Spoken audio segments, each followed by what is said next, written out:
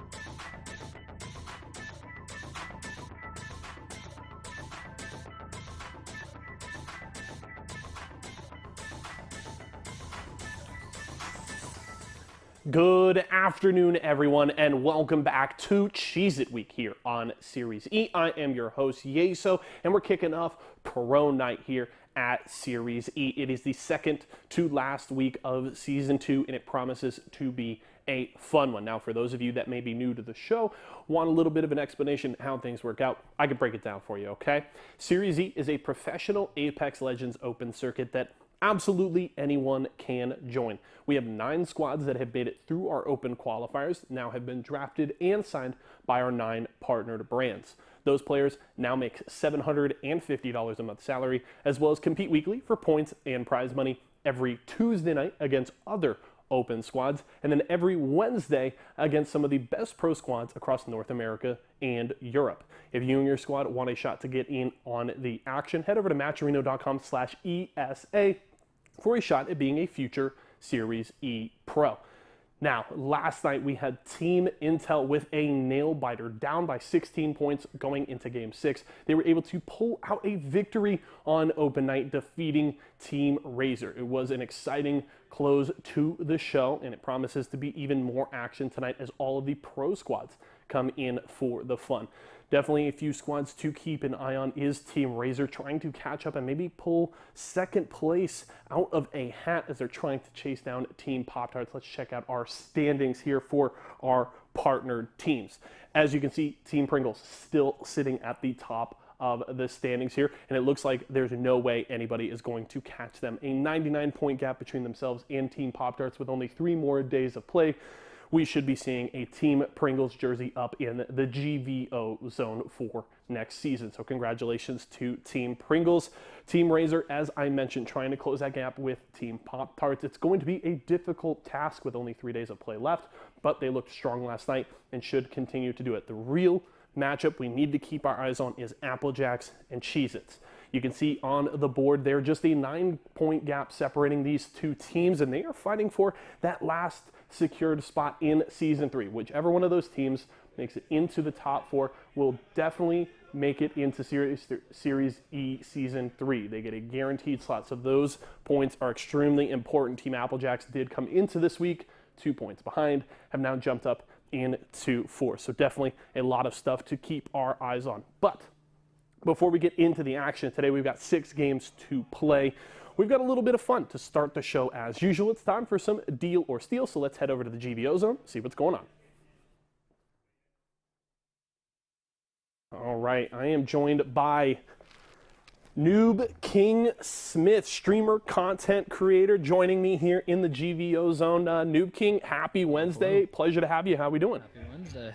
I'm doing great. I'm doing great. How you doing today? I'm doing awesome. I'm excited for some games tonight. Promises to be a fun one, but stoked to start the show here with you. For those of you at home, if you want to get in on Deal or Steal, it's very simple. You just go to subscribe to us here at twitch.tv/esports arena to get a shot to come and play with me. The way the game works, Noob King is going to pick one of the 20 Apex crates I have here to hold on to start the game. We will then go through 3 rounds of eliminating crates as we go. At the end of each round, I will have a deal for Noob King that he can either take or he can elect to steal to keep playing the show and keep going. At the end of the game, if he takes none of my deals, we will crack open his chosen crate and he will get his chosen prize. So let's get into the action. Make sense to you, Noob King? That makes total sense. All I'm right. ready. Let's get into the fun here. We'll get the show up on the board. I got crates 1 through 20 filled with all kinds of prizes from all of our partners. If you got to pick one to hold on to here at the start, what do you got? What's the lucky number? I'm going with 2. I'm going to go with 2 on this one. Number 2, he says. Okay, so we will set that one aside and hold on to that one. First round, 9 crates have got to go, so let's start one by one busting those suckers open. Let's open up 6. Number 6, okay. Let's see if we can start strong here, looking to hit those white tier prizes early. And ooh, a Series E jersey of your choice. One of those blue tiers, but there's still another one on the table, so all is not lost. And there's plenty of Esports Arena swag available. Okay. Let's go with 5. Number 5. 5 is going to be, an Esports Arena mystery box. Oh no. Bit of a rough start, but it's okay. It's still early. Oh man. All right. Let's go with 14. Number 14, getting to those double digits. The singles have not served Noob King well here to start the show, but can we get it going? Ooh, a $50 Walmart gift card. That's a lot of boxes of Cheez-Its you could have gotten with that guy. I'm struggling. I love me some Cheez-Its, so that's rough for me, man. I'm struggling now. I was like looking forward to my Cheez-Its. All right. How many more do we have? We got 3 more? 6 more this round. 6 more to go this round. 6 more this round. Yes. Oh, okay. Let's go with 18. Number 18, down to that bottom row. Let's see if we can get into the white tiers, get things rolling. It is 2,150 Apex coins. We're getting better. We're working our way towards the top of that prize board. So we're getting better. There's still 2 more Apex coins prizes up there. So all is not lost. Next one, what are you feeling? Chat, if you have some input, if you want to get Noob King back in the black here, give your input in chat, please. Yeah, I know. What do you guys got for me? Let's see. Let's get rid of number 17. I feel like that's an unlucky number for some reason. Number 17, Noob King says it's unlucky. The question is it unlucky to open it or not? It is a Pop-Tarts pack. There we go. Okay. All right. We're in the white I'll tiers. take that one. Okay. I mean, I like cinnamon Pop-Tarts though, so it's kind of sad, but it's all right. It's okay. I feel you. It was Pop-Tarts week last week, and I definitely wasn't eating a bunch of Pop-Tarts off screen in the studio last week. I actually could not keep them in my house because I will run through the box. It's so bad. so bad. I feel you there. All right. So we got what? 2 more? We've got 5 down. We got to knock off 4 more. 9 total have got to go this round. Oh my goodness. Okay. Wow. Yeah, we got to put a real dent in here in round 1. Sheesh. All right. Let's get rid of 7. Number 7. Back up to that 3rd row. It was some Esports Arena swag to start the show, but it's a Rice Krispies treats pack there. Okay. All right. Okay. You're building a little momentum here. I like it. All right. Oh man. Let's do. Let's get rid of 9. I'm not really feeling 9. These odd numbers seem to be the ones to get rid of. Okay. Number 9. Those odd numbers looking at Noob King funny. We're going to send them on their way. It's a Nestle Splash water pack. Another odd number pays off. Okay. Okay. I'm feeling the odds. All right. Let's do... Ooh, this is a tough one. Let's do 15. 15, he says. Will the odd numbers keep rolling? It's going to be the Pringles pack. That's 4 white tier prizes in a row. I think you've settled in finally. One more. I'm feeling good. One more to open this round before I got my first deal for you. One more. All right. I did 3 already, right? Nope. 3 is still available. Ooh. All right. I'm just gonna risk it for the biscuit, and I'm gonna go with 3. Odds been paying off this whole time. I'm just gonna stick with it. Okay. Let's hope so. You definitely want evens to pay off considering you took number 2. Inside that one's going to be the Rockstar pack. Okay. Let's go. All right. I got this down now. I'm about to go play the lotto. What the heck? It's looking good. You had a bit of a stumble at the start, but 5 white tier prizes in a row to close the round is definitely where you want to be. So my first deal, you were a little bummed to knock one of them off the board, but there's still another one available. I got 2,150 Apex coins here for you. You can take the deal, take the Apex coins home, or steal, and we keep playing. Oh, we're gonna keep playing. We're going through with this one. I'm stealing. I'm no gonna keep going. Doubt from Noob King here. Even the pup sounds like they agree. Sorry, it's got a little doorbell ring right there. Puppers are ready. They're ready. They like it. Yeah, they're going, steal, keep playing. There's some great prizes on the board. Okay, so all the Razer products still up there. Xbox Series X, some Esports Arena swag, so we're still in a good place. 6 crates have got to go this time around. So let's start it up. Are we hitting the odds again? think we are. I think I'm gonna have to go with 11 on this one. Okay. Only a few odd numbers left. 1, 11, 13, 19, but Noob King says 11. Inside that one is going to be, ooh, the Razor backpack. Another rough start here to round 2. That's not what I wanted.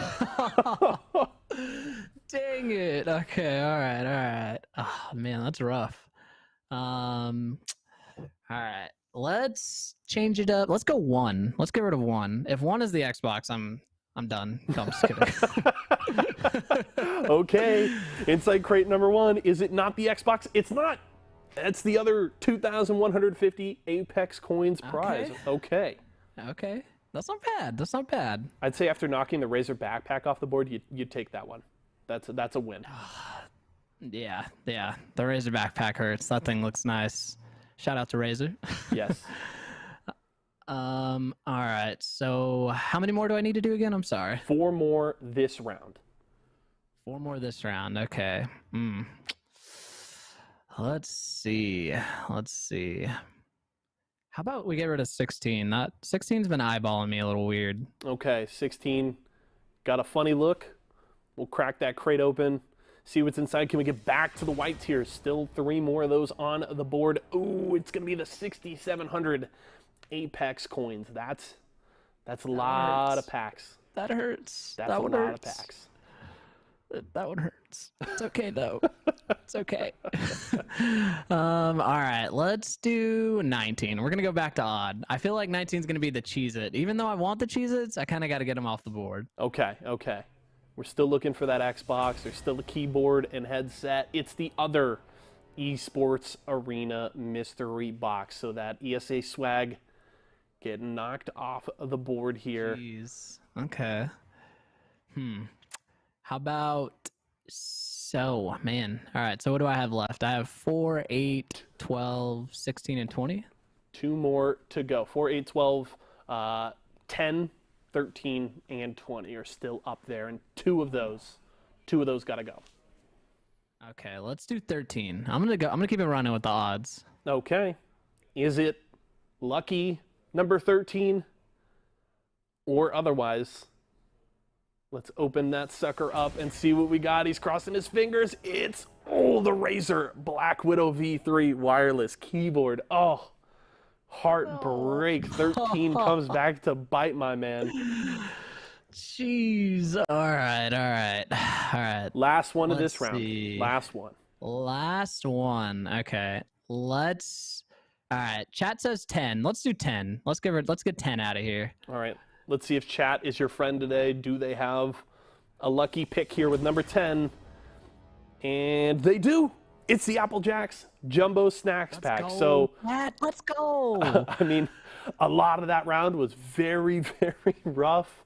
But we finished on a high note. We finished on a high note. So, Man. I've got my next deal for you here. But considering the way that round played out, it's not going to get better. But you were saying you could use some Cheez-Its in the house. So, I got a Cheez-Its snack pack here for you. You can take the deal. Snack pack. Yep. You get a big Cheez-Its pack, and you're done. If you say steal, the way the rest of the game will work, we'll eliminate 3 more crates. I will have one final deal for you. You can either take that, or if you steal, we crack open number 2 and see what's inside. I'm gonna keep number 2. I'm gonna keep it going. Noob King says keep it going. He's gonna steal. I'm gonna steal. Let's do it. Okay, last round here. 4, 8, 12, and 20. Almost that entire right-hand column. 3 of those have got to go. And you've still got prizes available on the board. A Nestle Splash Water pack, the Cheez-Its pack, a Series E jersey of your choice, the Razer Black Shark V2 Pro, and the Xbox Series X. One of those 5 prizes is inside number 2. Oh, man. All right. Wow. All right. Now we got even, so let's see. Let's do 8. Let's do 8. Okay. Number 8, close out that second row. Can we get back in the white tiers? We do. Boom. It's the Cheez-It pack. Let's go. Okay. That's kind of sad, but I'm glad it's a white one, you know? Okay. Are you still there? 4, 12, and 20. I'm here. I'm here. Okay. Okay. All right. 4, 12, and 20. Jeez. All right. Let's do 20. Number Let's do 20, down to that bottom right nervous. corner. Nervous. Can we keep the momentum rolling? Give me a drum roll in chat. Oh no! That's not the Xbox, right? It's the Xbox. No. I'm sorry, my friend. I'm Oh, sorry. that hurts. It was hiding down in that soul. bottom right corner. I saw chat talking about it earlier. They were like, I wonder if it's in 20, and it was. No. I'm That sorry. one hurts. That one hurts. That one hurts. gonna It's sting. okay. I It's don't all blame you. We're I don't blame gonna you. bounce back. And We're there's gonna still good bounce back. prizes on the board, right? Nestle Splash Yeah. Water Pack. You got the Series E jersey of your choice. That awesome Razer headset. 4 and 12 are the last two. One of them has got to go before my final deal. All right. Let's do 4. Number 4. Noob King's hoping that Nestle Splash Water Pack is in there. Can he get some luck? Ooh, it's the Series E jersey of your choice. No. Okay. Jeez. We've opened all the crates we're going to open this game unless we go for a steal and crack open number 2. The Nestle Splash Water Pack and that Razer Black Shark V2 Pro are in crates 2 and 12. Which is in which, Okay. I don't know. But my deal for you here is going to be that $50 Walmart gift card. I'm going to meet you in the middle here. It's been an up and down show. But the question is, do you feel confident that you can crack open number 2 and like what's inside? Or do you want to take that $50, go get you some Cheez-Itz, and be done for the day? Oh man, that was a tough one. So I got either probably water. I don't know. You know, I'm just gonna ride it out I think we're gonna keep 2 here. Noob King says steal. He doesn't want the gift card. He wants to ride it out, see what's inside crate number 2. We've opened all but 2, and let's see what's inside our final crate of the show. Noob King is going home with a Razer wireless Black Shark V2 Pro headset. There we go. Yeah, let's go. All right, we made out at the end, right? I think that's a dub. That is an upgrade to the setup. I can tell you from experience, did an event with the Razer boys last weekend, got to check out a ton of their products. That is a very comfortable headset. Nice. Great sound quality on it, so it comes highly recommended from me. So Awesome. I'm super excited to use it. all right, well, happy to send it your way. Noob King, thanks so much for joining me today. A pleasure to have you, my friend. Thank you for having me. Honestly, it was a pleasure. I really like this. You guys keep it up. Great work. Thank you. Make sure to go check out and follow our friend. But we are ready to get into the action, ladies and gentlemen. It's Cheez-It week here on Series E, and it promises to be a fun one. A bunch of tight races on our standings, so you're not going to want to go anywhere. We're ready to get into Series E right now. Series E. Series E. Series E. Apex Legends. Apex Legends. Series E. Series E. Apex Legends. Series E Apex Legends starts right now.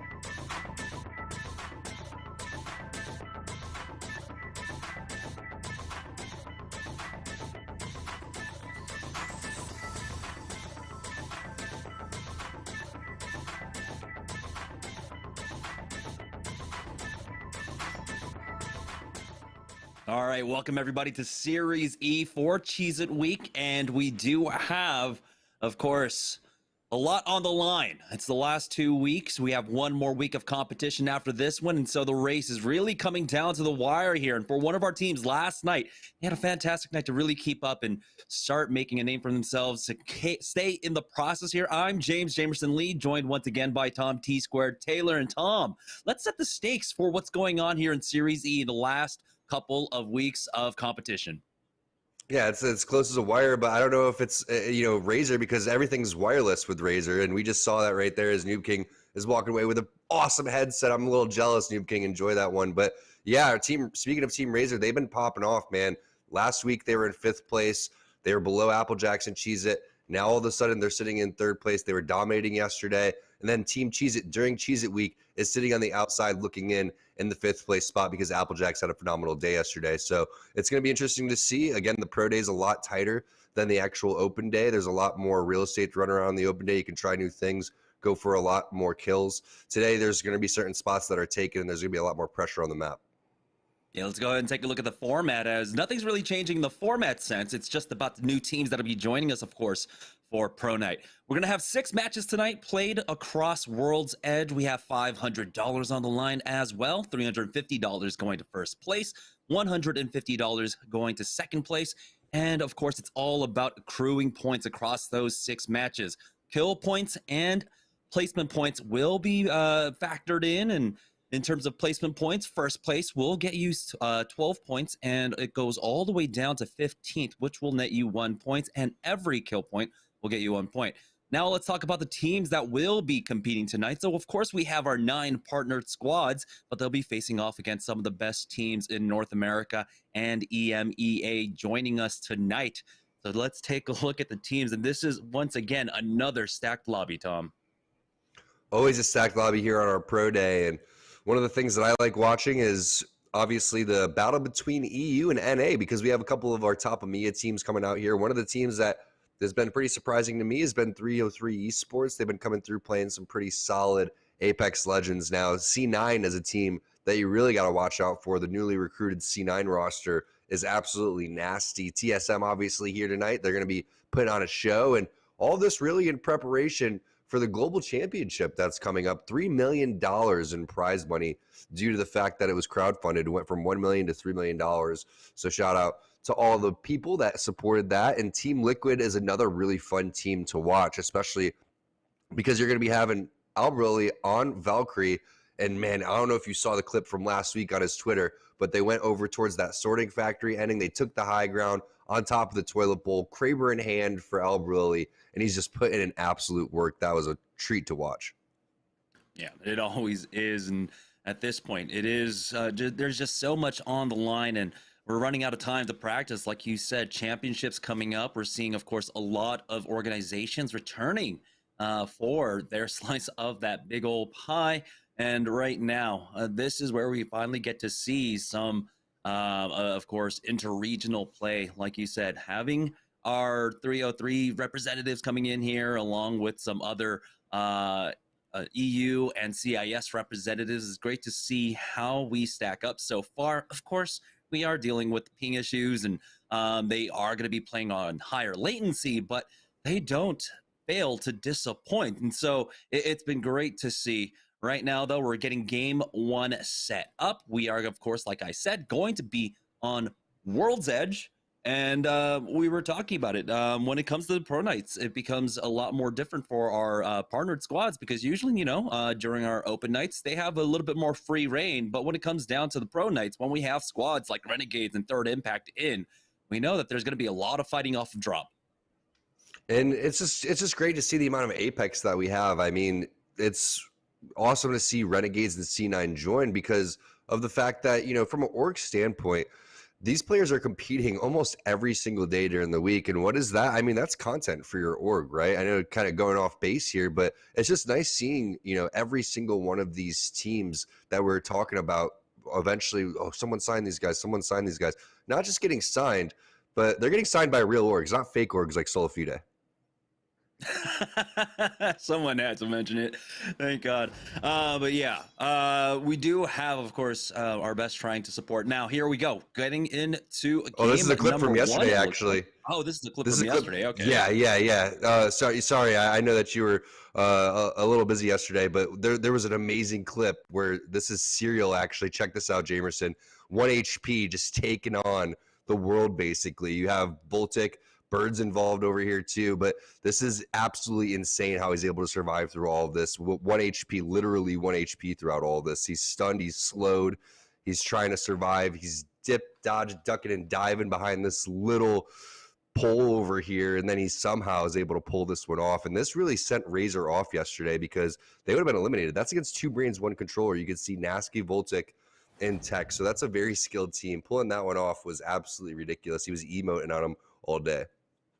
Yeah, I guess that's what like it always looks like from an Octane POV. If you're the actual character there, everything moving in slow mo because you're so fast. But that reload on the EVA 8, it took an eternity. You're just watching there. Oh man, that was a beautiful play. Yeah, I love this. The change in elevation really messing up the Gibraltar ultimate as well, and so it was just a fantastic play. And like we said, it's coming down to the wire. We have relegations coming up, and you need to be in the top 4. So we're seeing a huge rally out of a lot of our squads right now to really stay in this, because we had a huge step up in season 2 of Series E. It became more and more important for the squads to be able to get this kind of support leading up to championships. And speaking of the top 4, here we have it on the bubble. Team Applejacks at 835 points. Team Cheez-It is right behind them by it looks like 9 points. And now Team Intel, they had what, like a 77-point game last night with 3 nights left to go. If they continue to string along results like that, they can make it into the top 4. No doubt about it. It's not over yet. There's what, 3 days total when you count the pro day, and then the 2 days next week. So anything's possible. You're really going to have to pop off though, and you're going to have to, come out with some dubs here. You can't just slide by and expect me, 20, 30 points is going to be enough. On our pro day right now, if you're struggling in points for a cumulative leaderboard and you're not pushing for that top 4, top 3 spot, even in the cash in the top 2, then I don't really know what you're doing. But we're taking a look at the overview right now of the map, and we see exactly where everyone's landing. And there's a lot of people over towards Harvester right now. I'm not really, it looks like there's like 3 teams right there. And then you can see TSM, they're just chilling over here, looting on the fragment side, splitting that with C9. Yeah, typically, for whatever reason, East Frag and West Frag don't really run into each other that often. But here we go, on board with Team Cheez-It. It is Team Cheez-It week, and they're going to be down here by Lava City. It looks like we do have one of our first fights taking place as Pringles are taking on another squad here. Trinal gets finished off down by Launch, and you can see Presley is getting ready to try and go forward. He can zip across if he has the rest of his team with him. Fury along with Phony coming in from the right-hand side, and now they are ready to make the push. It's going to be a 3v2. You can see the scans going down as well. They're trying to retreat. They're separated here as well. And Team Rockstar slowly getting picked apart. Matt Pickett backing away. Oi Senpai is still kind of in the middle of them all, but right now it looks like Rockstar will survive. Cheez-It continuing their looting path though over at Lava City, and there we go. Oi Senpai does go down. Phony will be able to pick that one up, and we already have our first Tomcat rat cam of the day. It's a Matt Pickett rat, and it's a flying rat too, so you got to be careful. Those flying rats are very deadly, and they could, contain some sort of viruses. So make sure that you go and get checked out if you ever get bitten by a Matt Pickett flying rat. Yesterday, Team Cheez-It was able to actually win game number 1, and then they started to slow down. Prodigy Aces, it was pretty rare. We actually saw one of those endings, Jamerson, where it was kind of a heal off, and it was the only Wraith left in the lobby to go and hit the Q, and kind of like an old school ending where he's healing in the zone and then hitting a Q outside the zone to stay alive. So I want to see Team Cheez-It keep up consistency if they are going to, take game number 1 on the open day. Heck, man, I would love to see them keep up that momentum, but that just wasn't the case. Team Applejacks was really putting in work, and rightfully so. I mean, Applejacks and Cheez-It fighting for this final spot is going to be one of the more entertaining things. But the thing is will Razor slow down, or will Intel pick it up? Because it's been a lot closer than we think. You could see 6 is on that Gibraltar. He was playing a pretty strong Gibraltar yesterday, and the way that the zone is pulling, these two buildings are going to be a huge hot spot because this is definitely going to pull towards the thermal side. Yeah, we'll see if it pulls down over to thermal. Tree is definitely within realm of possibility here, but Team Intel are now making the push onto the squad. They watch them do the bubble scan. They know the bubble is down for the time being, but they have to reset themselves as Panders took a lot of damage. Trying to get up, had his shields cracked, and will be able to heal this one up. Surprisingly enough, we're not seeing as many of the 50-50s that we were expecting. And so we're not seeing that fight down an Applejacks versus Bowser's squad. Renegades there, and at this point it looks like maybe there was some sort of agreement reached between them after weeks and weeks and weeks of 50-50s. Maybe they came to some gentleman's agreement, or I don't know who actually blunk in that game of chicken. Now here's RKT making their move on over. They are getting shot at from a squad inside Harvester currently, but they do have plans, it looks like, to try and take the fence positions just to the south of them. Bird took a lot of damage here. They're getting shot up by that Valkyrie missile as well. And here's the port if they need to go ahead and reconnect. It's one of those spots where it's really tough, and I like this ping coming in from Stunny. Sometimes when you're playing on Pathfinder, when you're playing on Octane, these characters help you see the map a little bit differently because you know what you're capable of doing in terms of your movement. So I like that he's the one that's taking initiative and saying which spots that he think are actually safe. So they have the portal to get out of there. They also have the Octane jump pad if they need to utilize that. Saw Bird needed to use his bubble. So they should be safe for now. Is actually we're going to have Flashpoint going down. That's going to be Na'Vi coming through. Kuya with the big Mastiff taking down a handful of players right there. Most likely going to be the kill leader throughout all of that too, as we do see what Team Cheez-It is up to. Prodigy Aces trying to hit some heals over towards the side. They have this team trapped inside the building. The problem is when you're on the outside looking in, where will the third parties come from? You also have a defensive bombardment that looks like it's going to be hitting pretty nicely, but that's why the bubble is coming in well-timed from Rakinishu. There goes the portal play over towards the side, and they also are setting a portal for his teammate to get back over towards the bubble. So if that's not the world's shortest portal, I don't know what is. Yeah, very preemptive, almost within like the range of just canceling the port at that spot. But Team Cheez-It committed a lot here. They weren't able to bully out this squad in the position over at launch site, and they will back away. But as they do, they have to worry, of course, a lot of places for teams to be playing inside launch site. They ran out of their mobility, but it looks like they are roughly safe. Team Pop-Tarts, though, making their move on down, coming over from No Name and Overlook, I believe. And their loot looks fantastic. Stomps is sitting on that gold armor. He got Impulse with the purple himself, and Lucas has a blue one right now. And here's Team Cheez-It. Like I said, there are going to be so many squads here in launch site. There are so many angles that can be held. And it's going to be Team Pringles to get that first knock, continuing the fight now.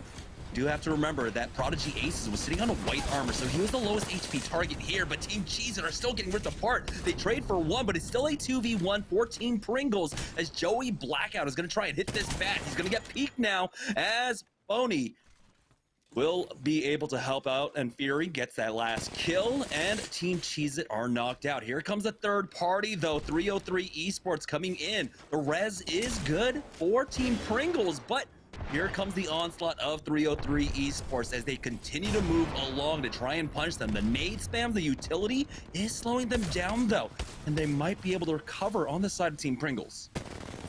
I always love when people use the red dot on the EVA 8, like it actually matters. Putting it to work right there. But 303 needs to be a little concerned because the reset was fairly fast from Team Pringles. Not only that, they're resetting while they're kind of maneuvering around. They didn't get the loot that they were hoping for throughout all that, but that was a really nice job by Pringles dipping out of there. Now you have another fight over towards the side. Good Peacekeeper shots hitting right there, but Boney's coming back with the EVA 8. Can Bambino answer? Advantage on over to Pringles right now, but you do see possible third parties coming in, and that is Pop-Tarts coming over towards the side. You see that's why Pringles wanted to leave, but they got a little bit cocky wanting to take that fight back, and now 303 is feeling the brunt end of that, and the third partier becomes the third party, and that's what I love about Pringles. They actually recognize that, and they're going to move out of here, but Pop-Tarts saying no, they're full set in this, and they're going for both teams at the same time. Yeah, there's going to be a lot of kill points for Team Pop-Tarts to pick up, and what a rotation coming out from Pop-Tarts, taking advantage of the large amount of fighting taking place down here by launch.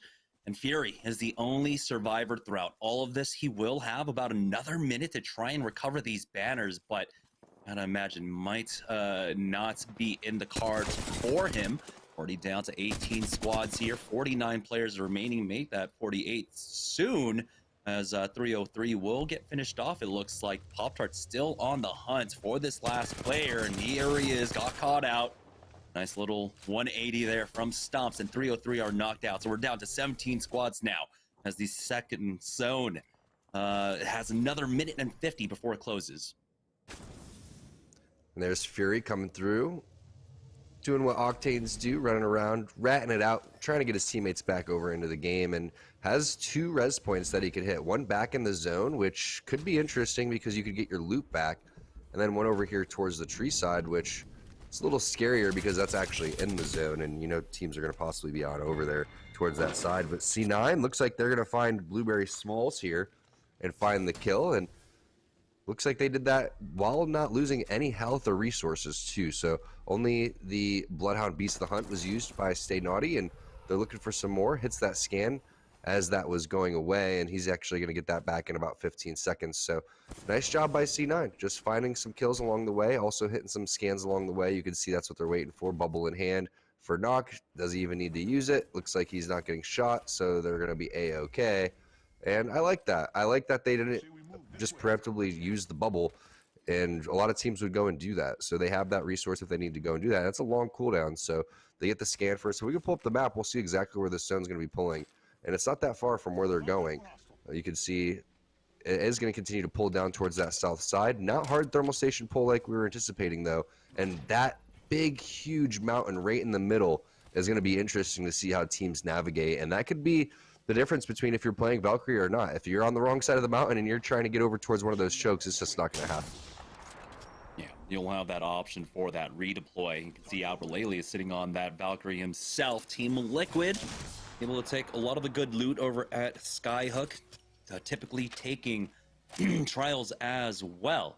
And so this is a team that's got great loot. They've got great mobility right now, and so they do have the options just in case maybe the ring pulls out of their favor. For now, though, they're sitting on the northern side of this zone, looking to gatekeep a lot of the teams running in. They're able to get the ring information for themselves as well, and so they do have a game plan for this. And surprisingly enough, a lot of the action, again, has slowed down. Second week in a row here during Pro Night. We're down to 17 squads. We did see some, I would say, almost uncharacteristic aggression going down over at launch site at the beginning of this game. But it should be slowing down just a bit here. We'll see how many teams end up kind of funneling through these choke points. But we're seeing right there the redeploys, how strong it's been for Valkyrie. A lot of these choke points used to be extremely strong to hold for 4KP. Right now, a lot of teams are able to just route it and fly past. And they're learning how to execute, when to timing to hit. And there goes Pickett actually being taken out, ratted out for as long as possible. But Fury's going to be the one that shuts that down and also taking the kill lead. What's interesting about Pringles, Jamerson, is you watch them on the open day, and they seem like kind of a middle-of-the-pack team. But then you watch them on the pro day, and something changes. It's like they rise to the level of the competition. It's like what they train for. And a lot of times when you are playing the scrims, it's much more similar to what you're seeing right now in terms of the quality compared to what you see on the open day. But that's what's the beauty of the open day, is we give opportunities for anybody that's watching Series E to get involved. So sometimes you have players that won't be maybe as experienced as what we have here today, because this is the most experienced players that you're going to see, really, is Albrili is actually going to get dropped. That's going to be Hal pushing things in, reps and snipe down, trying to follow up. There's the finish, and this is the problem with holding this high ground, is there's just so many places that teams can shoot you from, and you end up getting pinched. But that looks like just a straight up head-on-head push there from TSM going in onto Team Liquid. Another fight happening over towards the side. It's going to be Team Pop-Tarts. That's going to be 00 negative getting that knock, and I believe it's only a two-man team, and it is, as Flanker's actually going to drop as well. Hal's continuing to put in work on over towards the side. Razor busts out a fight as well. That's going to be Duke Aves and the Applejack squad going down, so you know the Team Cheez-It is going to love that one, and Team Razor continuing to impress. But wow, Pop-Tarts, they are not slowing down. They were aggressive over towards the side of the map, and now they're continuing to be aggressive over here towards the tree side. And it looks like TSM are finishing off Team Liquid as well. I believe Knock may still be alive for them. We're down to 14 squads now. as Razor will be able to pick up all this loot here, and they are starting to recover as the scan goes out behind them. Another scan below as well, and so they are still in the thick of things here and need to go for the reset. Serial does get that bat off. Here's Pop-Tarts, though, continuing their reign as they're trying to hunt down this last player down by Tree right now. And Pop-Tarts, they've already picked up a number of kills, and so they love being able to continue this aggression throughout the mid game as they do get scanned up, and so they have a rough idea of where another player is. 2 brains, 1 controller, though, in a fight themselves over here by Thermal Station as Ron is able to get the knock onto Slurpee G. Rocker burning down to the Thermite. It's all up to Tech here, and he gets full peaked by Na'Vi to get taken out. 13 squads, 36 players remaining, and I thought maybe the action slows down, but I was absolutely wrong. Here's Team Pop-Tarts with full control over Tree right now, and they have so much loot to play off of as well. It's awesome watching Pop-Tarts play with this confidence. You really didn't see that in the previous season, and talking to Lucas last week about the improvements that he was making, the amount of time and effort that he was putting in, really see that just from everybody on the team. Impulse, Stomps, everybody's been playing so well. But I still got to give it to Lucas. I really think that he could be our most improved player from Season 1 to Season 2. Jamerson, while we're talking about that, do you have any other people in mind that you think kind of are in the same category? There's just so many players that have definitely been impressing throughout this season so far. And yeah, seeing the improvements coming out from Lucas and such has been fantastic to see. I mean, a lot of these squads at the beginning of the season had to make lots of adjustments, and so I will definitely have to give a shout out to him. Getting a 3rd player in and really being able to adjust this meta is definitely one that's hard to do.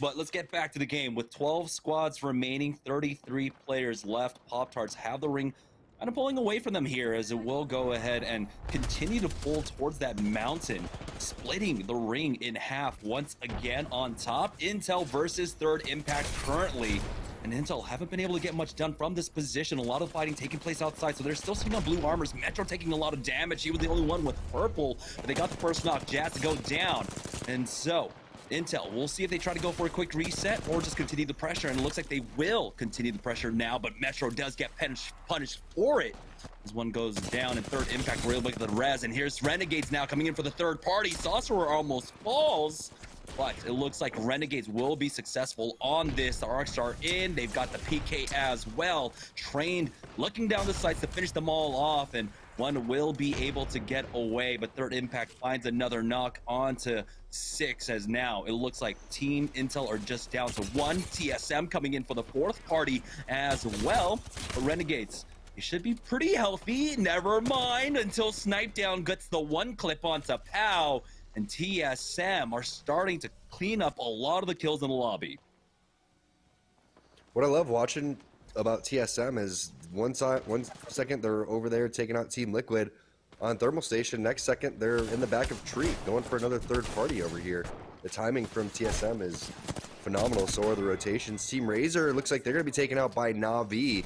Na'Vi's actually having a very solid game. Kuya, 7 kills overall. Unfortunately for him, now he's ratting it out, but not for long as Nestle Splash with just the 2-man squad. Speaking about rats, that's when Ronnie typically shows up. He's going to come through and get that loot from Na'Vi. So Na'Vi going out in 9th place, but still a lot of kill points overall. We'll see what's up with TSM. Look at reps and you see, oh wait, no kills, 250 damage. Nope, that's not the case. They do have a decent amount of kills. Saw Hal pick up 2, Snipe Down picking up 1, almost 2 along the way, but didn't want to get too aggressive because of the amount of players that were in the vicinity. So you see him just kind of biding his time, waiting for his opportunity. And this is such an interesting spot because they can technically play both sides of the mountain here. They know based on what they're seeing pings on this left-hand side, that's going to be okay. They should be completely fine throughout all of that, but they want to just play this safe, let the other teams kind of focus each other, and then they're going to make their way up. So I do like this play coming in from TSM. Eventually you're going to see a counter bubble coming through, and they may fight over here, but they do have an enemy bubble and an enemy defensive bombardment coming out through all of this, so Hal's a little bit interested in getting out of here. Yeah, a lot of the rats getting cleaned up. Now we're down to 6 squads, 17 players left, and we know the other duo, that's going to be Nestle in this lobby for now. As TSM's trying to make their push, but they're taking so much damage throughout all of this. Hal will fall as Team Pop-Tarts forces the issue up against them and wipe out TSM. Wow, we typically don't see a fight ending like that for TSM so quickly. They were a little bit on the ropes right there. They used a lot of resources. The bubble came out fairly late from reps, and that's a little bit of miscommunication coming out from TSM. You see they all wanted to drop down towards the bottom. The defensive bombardment really threw them off throughout all that, but just the way that Pop-Tarts executed and just has not been showing any fear to these pro teams has been phenomenal. Meanwhile, Zach Mazer not showing any fear over here. Look at the shots coming through. Not able to connect on the second one, but that's going to be Charlotte Phoenix going down. Zach's getting res. Not coming through with that bubble quick res as the zone is closing, but actually a little spectator glitch. That zone is still coming through, so they're going to be a-okay. I was worried that Noct was actually going to eat a lot of zone damage here, but playing this fence has been huge for C9. And you can see that Valkyrie redeploy. That's what Noct was looking for. They do spot them above on that mountain as well. It's our final 3 squads. As ring number 5 starts closing, that squad will be forced down though from the out of bounds and straight onto Pop-Tarts, forcing the issue now. That means Cloud9 can come in for the third party. As you can see, a lot of damage getting traded back and forth. Pop-Tarts relatively healthy except for Impulse, but he gets taken out. Jazz picks that one up, and that is going to be the go signal for Cloud9 to finish this one all off. And here they are laying in wait to finish them off. With the final 3 squads, so many of them down as well. Cloud9 looking to clean up all of these kills, pick up a lot of points as well. You can see they already have at least 4. We'll be able to put at least 1 more on the board. Bellon G taking out Zach Mazer, making this a little bit scary, but Cloud9 will be able to finish it off and take game number 1 of the day. We were talking about Cloud9 right before this started, and they didn't disappoint. But man, Third Impact sending it over Team Pop-Tarts, that was absolutely insane. And the fact that Third Impact actually wins that is ridiculous. Jazaz put in absolute work right there. They took second place. But one thing to note is when C9 was kind of finding that last player, they took down 2 of the players that were on the ground for Third Impact. That's just a heads-up play to get that extra KP. Yeah. Importantly, though, we saw a lot of fighting taking place. Teams like Pop-Tarts, teams like Na'Vi had a lot of kill points throughout all of this. And so it's going to be important when we take that into consideration, when we take a look at the leaderboard. And we're going to go ahead and do that once we take our break, though. So we'll be right back. And when we get back, we'll have game number 2 of Series E after this. See this one? See how it's like messed up? Yeah. See, I can't throw that one. Hey, what's up? I'm Joey Blackout, and I play for Team Cheez-It. Let's go! To the middle building now, as they do have them cornered right now. Rakinishu looking for the flank. Great shot from Joey Blackout. Hits for the 74, but 3 teams fighting here on the northern side right now. Looks like Team Pringles were able to finish off Goofy Gamer, so that is one last rat. If you guys are looking to get your own Cheez-Its, make sure you head over to walmart.com/esports arena and pick up all your Cheez-It goodies. I play Apex Legends for Team Cheez-It, and you're watching Cheez-It Week. This is Rakinishu. I play Apex for Team Cheez-It. Let's go. Easy. A little bit more fun, I think. So just throwing that idea out there. If anyone wants to run with it, they can. But yeah, Rakinishu with the spray, ridiculous tracking right there.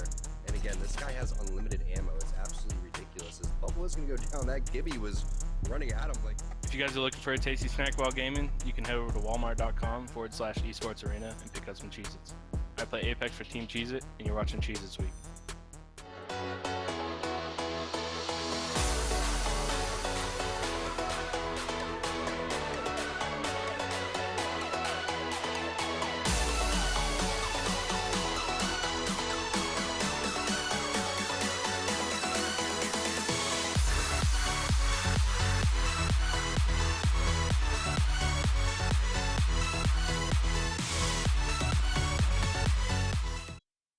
All right, ladies and gentlemen, welcome back to Cheez-It Week here at Series E. 1 game in the book for tonight's Pro Night, and it was a fun start. We got to see the debut of the former KSZ roster, now playing under the C9 banner, and they kick off their first game with a win. So congratulations to the boys. Excited to see them playing under C9 now, and they have started off strong here today. Let's check out our post-game stats here for our first game of the day. Zach Mazer leading the way, IGL for that C9 squad, and they're able to take the dub there, but it's Team Pop-Tarts and specifically Stops over here. leading the way in the statistical department for that first game. 7 kills, 4 stomps, almost 2,400 damage for the Pop-Tarts Pro. They're currently sitting in second place. Trying to secure that is Razor is certainly breathing down their neck, but that's the kind of performance you need to hold that squad off. It's been a strong season from Team Pop-Tarts. We'll see if they can keep things rolling as the night continues. We'll be back with Game 2 and more Cheez-It Week action after this.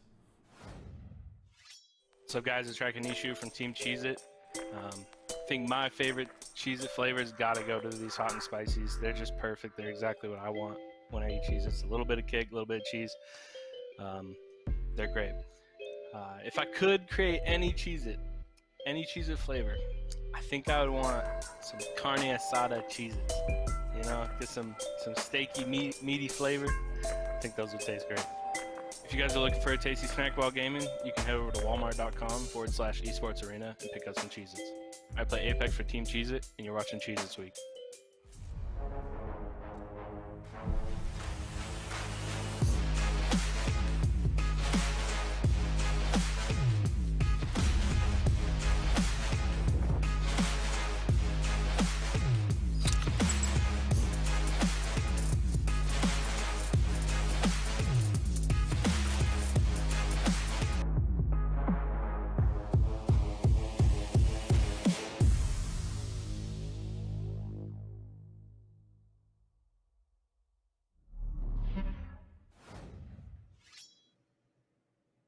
All right, welcome back to Series E. Game number 1 ended with Cloud9 being able to take the dub there. So let's go ahead and take a look at the Mobile One leaderboard to see who is standing up top after our first game of the evening with 5 left to go. Looks like we have a pretty decent split amongst our top 4 squads right now. Team Pop-Tarts, despite taking that L, they do come out on top. They had a lot of frags, and they have 22 points overall. Taking a look at the Mobile One high performance. Okay, never mind. Let's go ahead and talk about the leaderboard a little bit more. Cloud9, though, took the win, and they end up in second place with 19 points.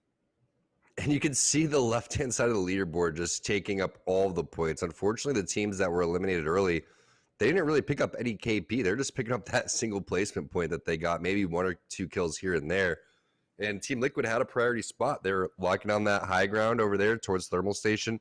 Thought they were in a good position. Next thing you know, TSM swings over towards the side.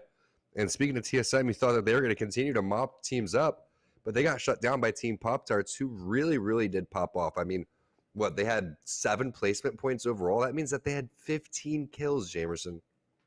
Yeah, and it all started off that early game scramble, coming down, rotating from the eastern side of the map, and then roaming through the south, making their way to launch site. They came up on huge third-party opportunities over at launch site, picked up kills there. They were very active in the mid-game we saw as well, and then surviving all the way to the late game. That is the dream, and they are currently living it now in first place.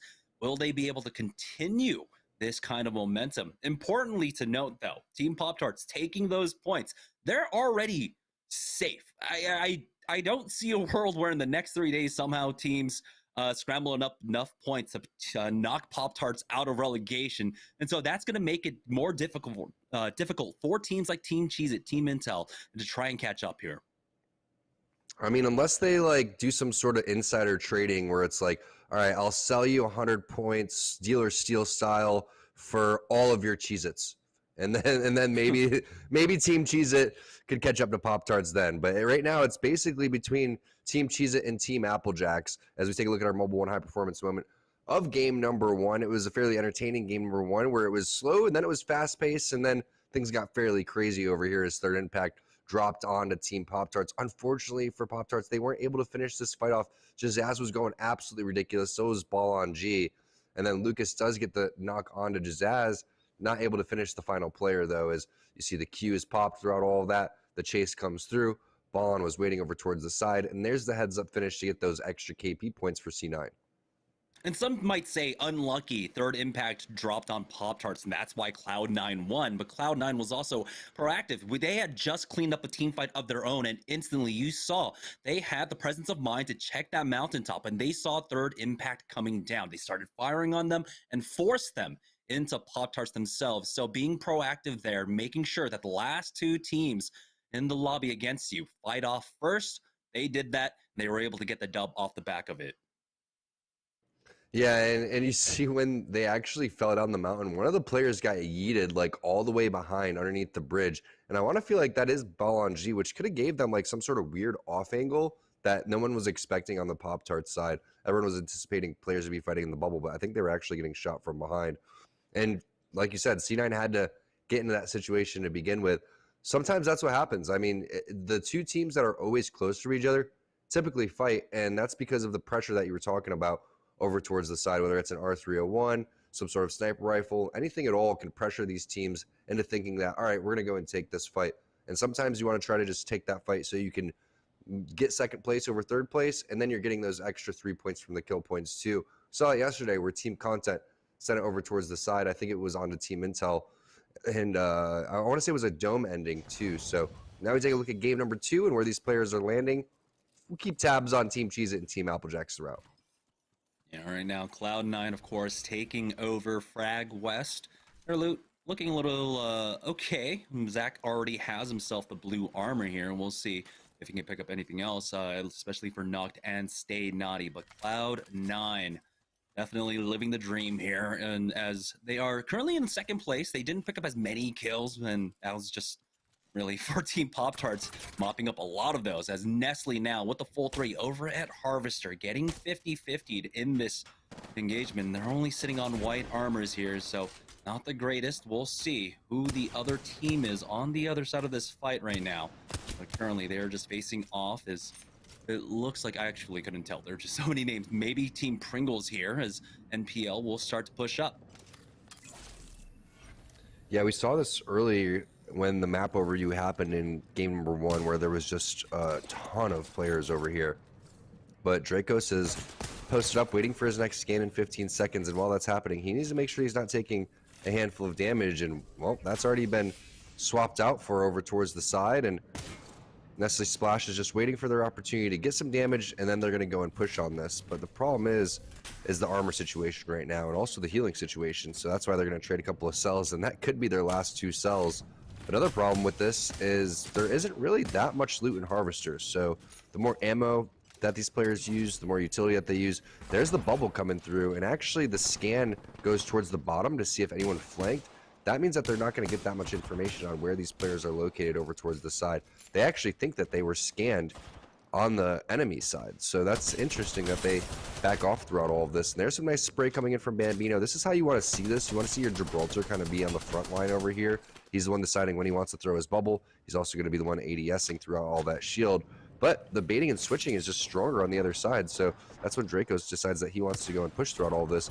Ronnie's always a little late to the party. I would love to see him start to get involved, and that's exactly what he's doing. He's starting to get a little bit more towards the front line. He's also the healthiest on his team, so Ronnie needs to go in here and create a little havoc. But this is almost all of the heals being used. You can see Dracos and Bambino. Their armor's been cracked for some time now. Bubbles have been used as they are pushing through. Bambino is the first one to fall, but Dracos does answer back up against Lonely Fans, the team that is here. Now it's all up to Dracos hitting for the purple armor. You don't want to see that. As he goes for the reload, it's the melee from Blight that'll finish him off. It's like that. Team Nestle are out, but here comes the third party instantly. RKT roaming through the area will be able to pick up these kills. One of them will survive, but RKT are the ones that come out on top here. Tough situation. I mean, that fight lasted so long that when you come from the RKT side, you're like, oh, these are great, but where's the loot, right? They didn't really hit any loot besides the top center of Harvester.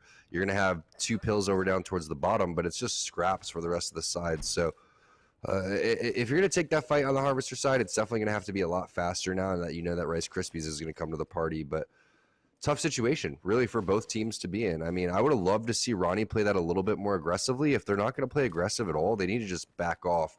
And they were obviously staggering themselves on the bait and switch there. So a little bit of a miscommunication coming out from Nestle Splash. Rice Krispie Treat's going to take that 9 times out of 10. Ping's coming down. You can see they're moving their way over towards the zone.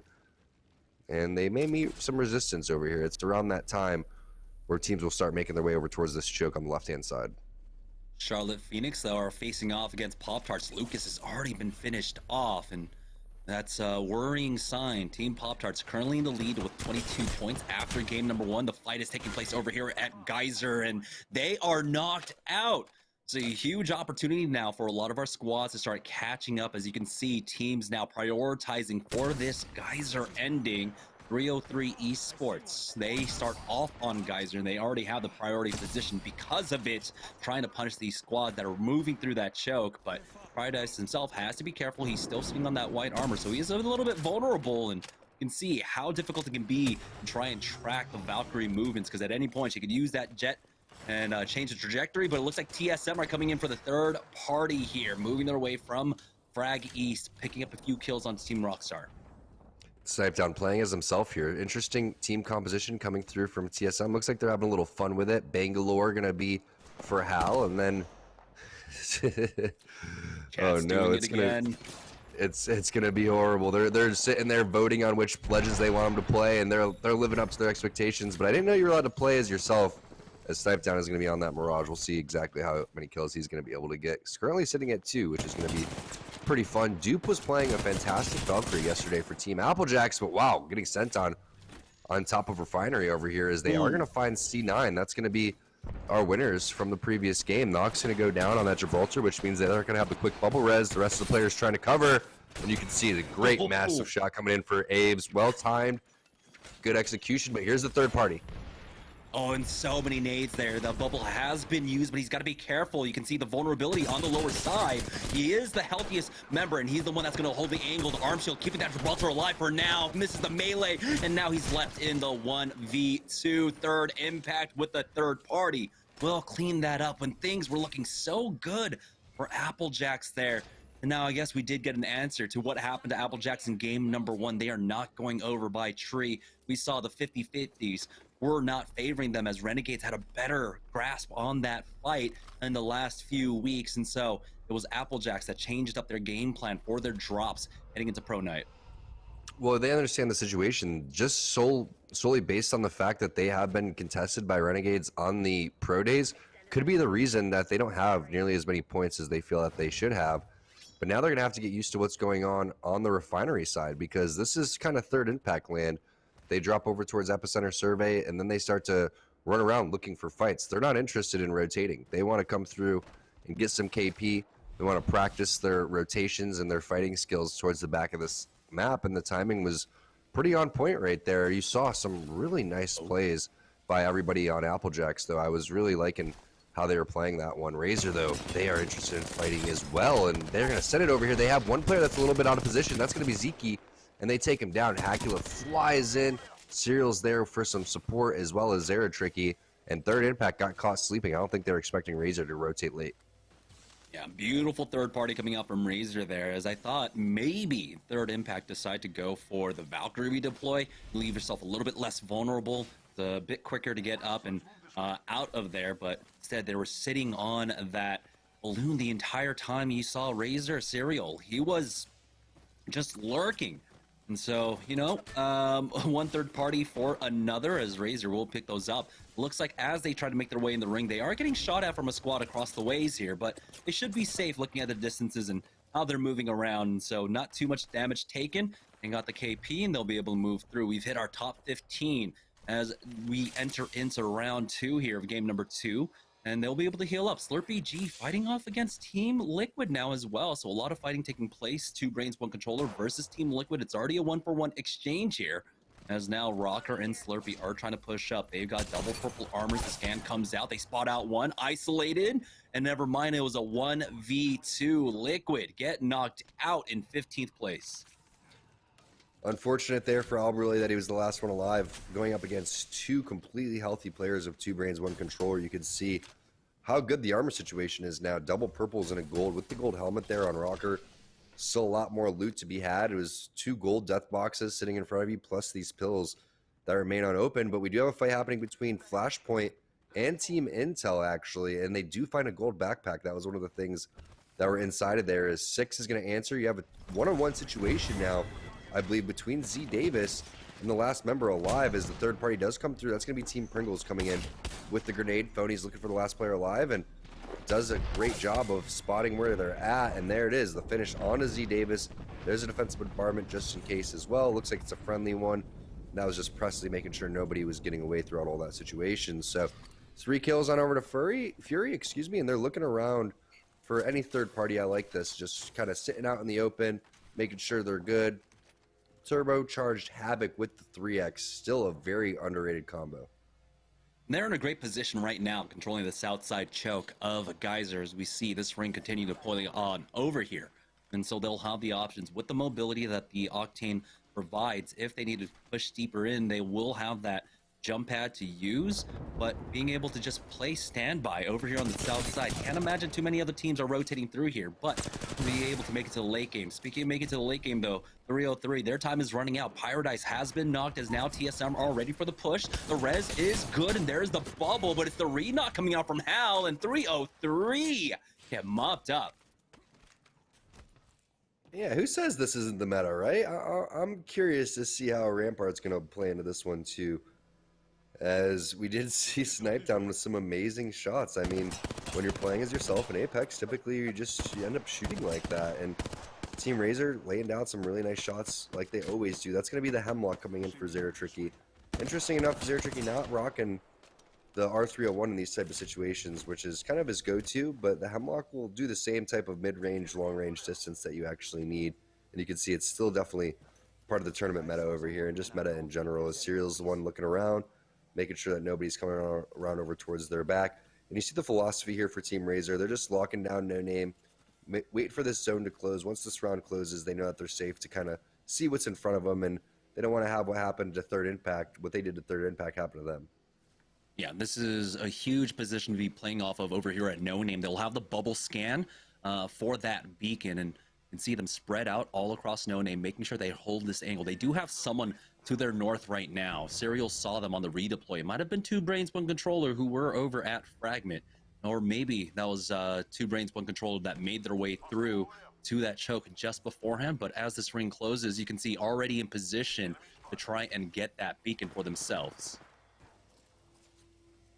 The beacon scan is huge because we already kind of have a feeling it's going over towards Geyser, but you need to confirm which side of Geyser it's going to actually be. And it's going to give you a lot of information on that alone, whether it's going to be where TSM was setting up. I think that's a priority building, or it could be, you know, some other opportunity to play the choke, which could result in a lot of kills. And I think that's where the thought process is for Team Razor right now. But they do have a team that's going a late rotation over towards the Overlook side. Curious to see which team that is. Could that be Nestle Splash on a very, very late rotation? Take a look over towards the Geyser side. See Charlotte Phoenix prioritizing inside of the small building. We're going to see Prodigy Aces and Team Cheez-It over towards the side of Geyser on the left-hand side, closest to your screen. And then on the furthest building, that's obviously Renegades posted up. So all 4 of these teams expecting it to pull over towards Geyser. Question is, will it pull directly in the center of them, or will it go more over towards TSM? I would say there's more endings towards TSM side. Yeah, TSM holding the deep pocket far deep on the eastern side of Geyser right now. A lot of teams in the area, but we're seeing every priority position being taken. Every building is taken up right now, along with the choke points. It looks like 2 Brains, 1 Controller moving in from the western side as well. They will have this high ground house. Does seem like it is open for them. It's free for the taking here as the scan comes out from Slurping. They do get the confirmation. Yeah, this building is going to be free. Let's try and check back in with Team Rockstar, who are over at No Name right now, to see what was going on there. They were the closest for an engagement right now. There should be a lot of neutral fighting, a lot of armor poking on this side currently. And 2 Brains, 1 Controller is probably surprised that that building was uncontested. That is typically where you're going to end up getting gate kept. But this has been a fairly fast-paced game. You can see 11 squads left here. A couple of them are a little bit in shambles, as we do have Bangalore smoke out all the way across the map over here, basically, for Hal. And they're basically just big chilling. I mean, they have to watch over towards the tunnel side. Pings go down over towards that respawn side too, because that's where the team outside the tunnel will make their way over towards. So if you do have any threat, that's where it's going to be, and Hal understands that. So that's why he's making sure it's his job that he's going to be watching over towards the area. And Rice Krispie Treats does have a couple of players down low ground, and I do like this aggressive play from Tech. He is within Q distance, face distance from his teammates, so if he needs to make it back to Bird and have a bubble over towards the door, they'll be A-OK. Also, one of the big things throughout all of this is to be ready to open the door, because you can't do that while you're in your Wraith queue. You need to make sure that you can get back into the building. So they're always communicating that on the Rice Krispie Treat side to see how they want to go about it. They do have, I believe, 2 Braids, 1 Controller still up over towards that building on the edge. And then that player down low, I'm not quite sure if that could be a rat. Could have been Blight running around over towards the bottom. But look at TSM, they're getting aggressive over here. Mirage is going to bust the ult for Snipe Down. Takes a good initial damage right there, but he is being caught out. And with all those decoys, I'm surprised they knew which one it was him. Yeah, he's able to back off and able to heal up his armor as well. Still stuck fairly close to that squad, but hey, enough disruption coming in with that smoke, and TSM, they will be able to survive here. Snipe Down does back off throughout all of this. They've already have at least 4 kills to their names right now. You can see Hal has 2 kills with 2 assists. There may be more on board for TSM. We have hit the top 10, and so the Lone Rat did get taken down here, but TSM, now, they're going to be forced out of this position. You can see the scans going down. There's a team that looks like inside the tunnel as well. So this could be a difficult rotation for themselves. They don't have the usual tools to try and breach buildings or make their way across safely. And so this is going to be an interesting rotate for them. Na'Vi, they've been controlling this choke for some time. They will have the opportunity to just slide down to a building. Na'Vi's Kuya is sitting on that Kraber right now. He might open up a chance for them to get inside that building just below them. Still, though, tense situation here as this is going smack dab in the middle of Geyser. We might have the actual Geyser ending where it ends right on that redeploy. We'll see TSM try a second chance at this push onto the team to their west right now, and you're really trying to favor that side, that high ground here, but Snipe Down hasn't been able to find anything quite yet. Trying to use the decoy to get some information as well, but that team is anything if not stubborn to give up the spot. Here we go. It's going to be the full push out now for TSM. The decoy getting in the information as well. Gonna wait on the next cooldown for that as Reps is starting to push up on that rampart here, setting up the crossfire. You see the decoys again try to create some sort of confusion throughout all of this, and it is. They're keeping an eye on their north right now, and so Snipe Down really utilizing Mirage to its full extent here pretty beautifully as well. The TSM are slowly closing the gap on them. They are now on top of them as the ring is closing. They got to take this fight real quick. Good shots out now, but Imperial Hal is super low, will go down. Serial picks that one up, but they do trade away as it looks like they will be able to get rid of Third Impact, and TSM survive, but Imperial Hal does not. Here is 2 Brains, 1 Controller make their way into the building for now as they got the first knock on to Zera Tricky. They have the numbers advantage here. They've got the armor swaps as Zera Tricky is going to be thirsted here by Rocker. Now Serial goes for the repeat, but not much can be done here as he gets fully challenged, gets taken out by Slurpee G.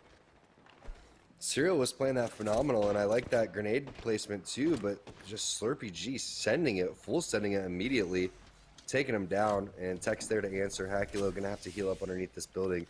Tough situation to be in. You do have Na'Vi coming up from the hill over towards the side that can spot you out. They still have Kraber in hand. But Hal did die to the zone right there once he got knocked. That was super unfortunate. He was so close to sliding in with that zone. But I want to see Snipe Down do some crazy stuff with the Mirage over towards this ending, because it could really throw a wrench in this plans for the rest of these teams, and maybe even Sheila makes an appearance for Reps. But Cheez-It has been locking down this building for quite some time. Now they realize that they do have to move. Another team that's on the outside looking in is going to be Team Rice Krispie Treats right there on the bottom left of your screen, finding themselves in a little scuffle on the outside.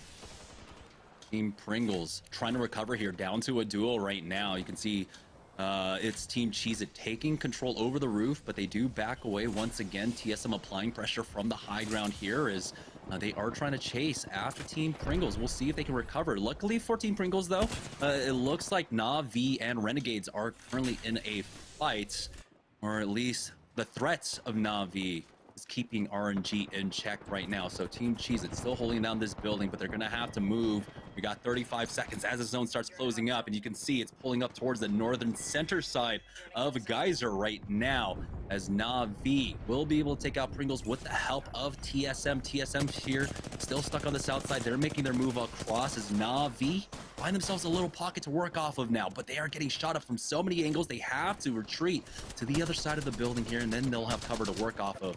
Taking a look at TSM, you can see Reps trying his best to put a stop to the teams coming out here, but the portal has been taken. Rocker gets one knock onto Snipe Down, and it looks like TSM will actually survive. We'll see though. 4 squads, never mind. TSM get finished off. Navi now controlling the high ground here in the final circle. We have 2 shots left for Kuya in this Kraber. Now down to 1. Only hits that arm shield. Gets through though. So the pressure is going to be on top of them as well as they throw down the defensive bombardment. Stunny will get finished off. RKT now down to just a duo as Tech gets taken out by Tech. Nice job by 2 Brains, 1 Controller, but also by Na'Vi coming in from the high ground choke to pick up some kills. There's a very nicely placed Thermite.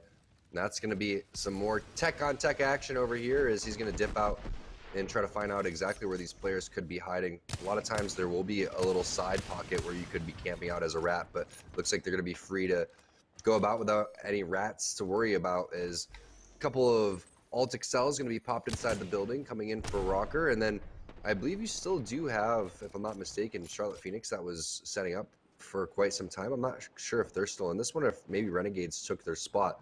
But Renegades is slow playing this. You can see they are coexisting with 2 Brains, 1 Controller over towards the building. And then you have a rat somewhere, I believe. So 3 on 3, there's the rat right there. It's going to be Bird coming through on the Gibraltar. He's going to be basically in the middle of the open right here. I don't think that he's going to be able to last very long. The team should focus him, and they're going to worry about their own 3 versus 3. But Navi's going to take to the sky here.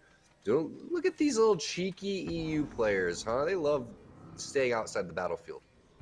Yeah, they can avoid the fight for about another 15 seconds here. As you can see, the defensive bombardment does go down, and they will be able to avoid that at the very least. So that Valkyrie deploy does get them some value, but eventually you are forced down now. Nesh doesn't have his bubble quite yet. Just another second left, and he's vulnerable. Tech realizes that, takes Nesh out, but here is Kuya, who was able to use the jetpacks to try and delay his fall as well. Ron picks up 1, trading back onto Tech. 2 Brains, 1 Controller going down. Renegades taking a page out of Navi's book, and they will recreate that play for now as they are waiting to drop down for as long as they can, but they are forced out eventually, and they'll be able to pick up this kill onto Kuya. Pow does fall though. Bird still alive as the rat. We'll see how much longer he survives. He hits top 3 for his team now and gets value so far, but the rat is getting pinched now as they drop down onto him in the 2v1 and clean him up. That's going to be 2 Brains, 1 Controller pushing out for the 3v2, and 2 Brains, 1 Controller will take game number 2. Well executed there by 2 Brains, 1 Controller. You can see the thought process in the current meta right now is as this Zone 6 is closing, everybody take to the high ground. Even if you want to return to the battlefield, you can. But if you do it staggered, that's what's going to happen, unfortunately, for Na'Vi. They couldn't close out the big game that they were having, but still a really, really fun zone to watch. We haven't seen a geyser ending like that in a while. Yeah, watching 2 separate Valkyrie teams using the same tactic there, but ultimately 2 Brains, 1 Controller. With the building that they controlled, were able to peek out last. They also got to recover. Remember, Tech went down, but they were able to get him back up and just go for the reset. So great win for 2 Brains, 1 Controller, taking game number 2. We are going to take a short break, and when we get back, we'll have game 3 of Pro Night right after this. What's up, guys? It's Trakinishu. I usually play Bloodhound or Gibby. Usually varies, though. We like to experiment with a lot of different comps and a lot of different play styles. I think that's one of the strong suits of our team is that we have a lot of experience on a lot of different characters. So you might catch me on Bangalore. You might catch me on Gibby. Who knows? If they're starving out on some materials right now. Oh, what a perfectly placed grenade! What? The way that bounced and it didn't roll down? Okay, and this is the way that Team Cheez-It can do it. Thankfully, you have the Valkyrie to lift you up, but to dance around the bombardment, is it even gonna be enough? You don't want to give up this high ground, and you've lost both of your teammates. That's gonna be it, and despite the odds, Team Cheez-It... Honestly, I'm not too stringent on what I use. It's usually whatever I drop with. But if there's an R301 in combination with a shotgun, that's probably what I'll do. Eva R301 is like super strong right now. I really like that combination. The only gun I really try to avoid is probably the Scout. I just can't figure that thing out. I know it's super strong, but it's just not my type of gun. There's any type of charge rifle, any player with a scout, somebody with a mid-range, just start with it they can. But yeah, recognition with the spray, ridiculous tracking right there. And again, this guy has unlimited ammo. It's absolutely. When it comes to playstyle, Team Cheez-Itz is a little bit different. We like to take any opportunity that presents itself. We don't necessarily play end of zone. We don't necessarily play edge. Kind of let the game come to us, see what opportunities are out there, third parties, or strong positions to hold. If you guys are looking for a tasty snack while gaming, you can head over to walmart.com/esports arena and pick up some Cheez-Itz. I play Apex for Team Cheez-It, and you're watching Cheez-Itz Week. Welcome back, ladies and gentlemen. Our second game done for the day. 2 brains, 1 controller, able to take the win there over Renegades. A bit of a spicy finish there. Even saw GS Bird from Team Rice Krispies Treats able to rat it out and get into the top 3. Let's check out our post-game stats here for our second game of the day. Tech, a great player formerly of Team Razor, getting some things going, but it is the TSM boys in the statistical department. 6 kills there for Snipe Down gives him kill leader for that second game, and over 2,300 damage from reps as TSM makes their return. A couple weeks off for those boys, but they've looked strong so far. No games under their belt yet, but still getting points up on the board. We saw Team Pop-Tarts at the top of the standing, followed by C9 after one game. We'll have to see how those things shake up when we come back. And don't miss out on halftime. I will be sitting down with Prodigy Aces of Team Cheez-It, so you're not going to want to miss it. Hey, what's up? It's Joey Blackout, and my favorite flavor of Cheez-It, it's honestly the original. I don't know. I'm a simple man. I know there's a bunch of flavors, but I just like the original, honestly. If I could make any flavor Cheez-It, I think I would make pepperoni pizza. It just sounds really good. I don't know. The cheese that they put on the Cheez-Itz, it's amazing. So I want to try it. If you guys are looking to get your own Cheez-Itz, make sure you head over to walmart.com/esports arena and pick up all your Cheez-It goodies.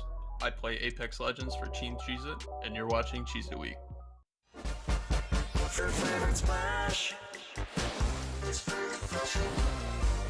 Imagine you love frosting and filling. I do love frosting and filling.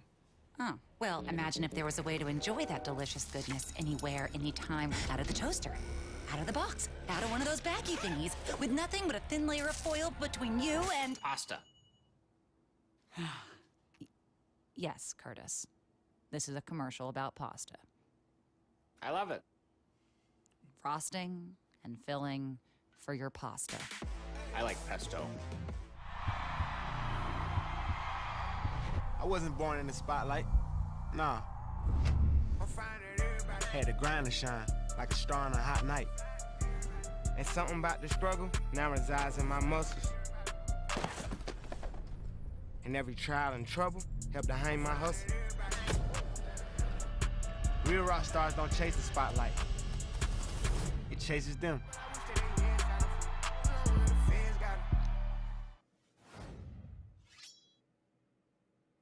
Welcome back to Series E. As we just finished off game number 2, 2 brains, 1 controller. We're able to take the win there in game number 2. So let's take a look at the Mobile 1 leaderboard to see who is up top, because we saw our top 2 teams getting taken out early on, and so that allows 2 brains, 1 controller now to take the lead in first place. Third Impact will move into second as well.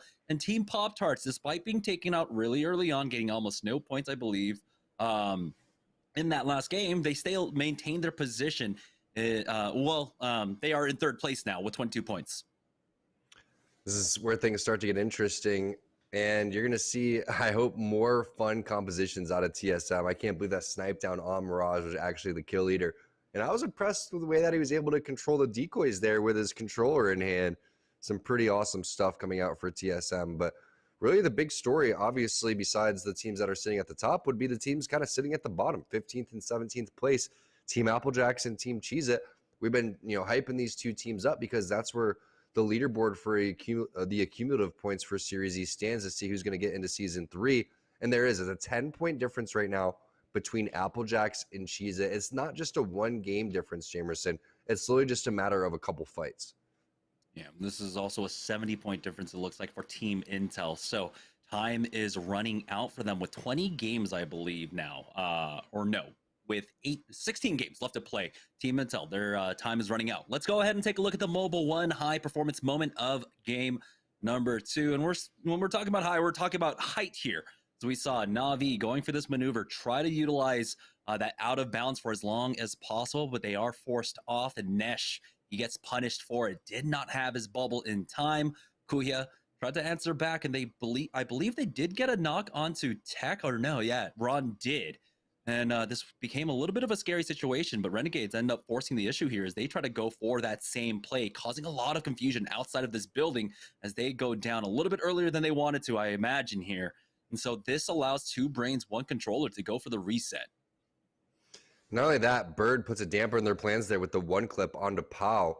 And you just don't expect the Rat to continue to stay in throughout all that. Bird did a phenomenal job picking up that extra placement point and a kill point along the way. So we'll see if that plays into factor for the overall leaderboard. But Renegades looked like they had a really good thought process. They were the last team to go up into the air. And then even though that they were kind of staggered and it looked like Saucer was kind of doing his own thing, they all ended up landing on the roof together. But you saw the 1 clip from Bird was just so fast. They didn't have any opportunity to answer with some sort of utility. Once that happened, 2 brains, 1 controller, loved the situation they were in. Yeah, just being able to utilize that building, go for the reset, and just clean up the rest of the lobby here as we are getting game number 3 set up right now. And like I said, in that last game, game number 2, our first and second place teams going down early. I don't think either of them put on any points. So Cloud9 and Team Pop-Tarts were not able to get anything done in that game. Allows a lot of our squads now to start catching up, take their places on the leaderboard as we are ready for game number 3. We have a really nice flight path for this one. It's going straight down the middle across the map here. So a lot of teams will be hitting some really good timings on their drops. Let's go ahead and join in with 2 brains, 1 controller to see how they've been playing this one out. And I kind of miss I know this is crazy to say, but I kind of miss the days where we would see some random Revenant Octanes coming through, because when I watch these fun compositions that TSM's playing, it's kind of crazy to watch such skilled players execute a composition like that. So we'll see what kind of fun they're having here. But we actually have the 50-50 going on over towards Harvester. And I believe Ronnie's not wasting any time as he's going to get that initial knock right there. And they're playing aggressive. That's what I love to see. Nestle Splash playing together. Ronnie's inside of that fight. Blue Ray Small is doing a great job with the scout through all this, but it's a 2-on-1 situation. And there it is. Nestle Splash. They're going to be able to get that dub. And Ronnie actually playing more aggressive on Caustic than he was on Raid. Both teams playing a lot more aggressive on this one. Before, it was a lot of footsies and trying to poke each other, trading positions, swapping back and forth. But you have to imagine both Lonely Fans and Nestle Splash realize that works to neither of our benefits. If we're going to take this fight, we both have to take the fight early on. Do not allow RKT to come in for the third party. As you can see, RKT are still over there, still looting up at staging. But now we get a look at the ring. This one's going down on over to the southeast side of the map, and we had a very similar ring last week as well. But it's Team Razor in a fight over here on Skyhook. Yeah, Team Razor, they love to own the Skyhook area. But on the open days, it's a lot more free. Today on the pro day, they are a little bit on the contested side. Nice job by Zeratricky sliding down, getting that gold backpack throughout all of that. So the style points were rewarded big time. You know, that's how they do it. Typically, if you hit it with the 360 no scope, they're going to give you something better than, you know, a turbocharger or a digital threat throughout all of that.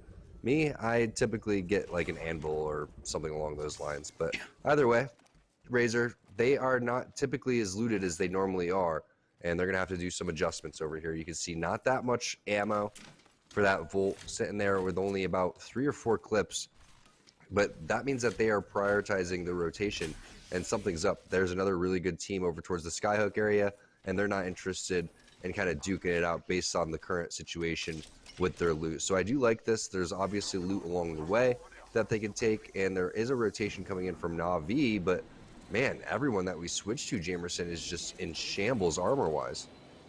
Yeah, we'll see if they can recover here, but triple whites, that is not something you want to be leaving your drop spot for, especially when it's a very far rotation path going all the way to the southeast side of the map. Last game we saw Razor actually going over towards the northeast side, going for the third party. We saw them picking up kills there, but this time around that they were not able to do so. because they did get a little bit challenged there over at Skyhook and no longer had the timing for that push.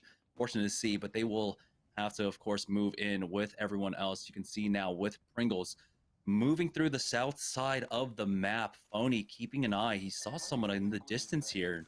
Looks like they're going to try and move up as covertly as they can without giving up their location so far. Just leapfrogging across these volcano paths as it looks like they will be able to start catching off this team. They're sliding right into the cave just in time to avoid Team Pringles. It's going to be Flashpoint that's ahead of them. And this is a scary spot because you can get third party directly out into the open here while all the teams are making the rotation. You can see pings going down over towards Dome. This is one of those spots where you have to really keep your head on the swivel, and I think that Pringles is recognizing that situation. They don't have enough information to play around with, so they're going to go take to the high ground over toward... Oh, never mind. Phony was going for the high ground, but looks like Fury's going to have this one on lockdown. And with the Scout 3X, that's a perfect situation to be in. He's going to be able to watch this entire northwest side. I mean, just look at how much real estate you have to cover here. Yeah, they'll be happy if the ring keeps hugging the south side of the zone here. And we'll see if that does remain true so far. It does look like they do have a beacon inside Dome, but I don't know if they're going to want to try and take that one. Might take a little bit too much damage. And also, yeah, prioritizing gatekeeping anyone that tries to rotate through here. And the ever-looming threat, they know they have at least one team just to the north of them inside that vault tunnel. So Fury, just trying to get some pot shots off on his team, rotating through launch site for now. Like you said, he's got the 3X, he's got a blue mag as well on that G7 Scout. So he is going to be that player to try and get the damage and armor upgrades for his squad.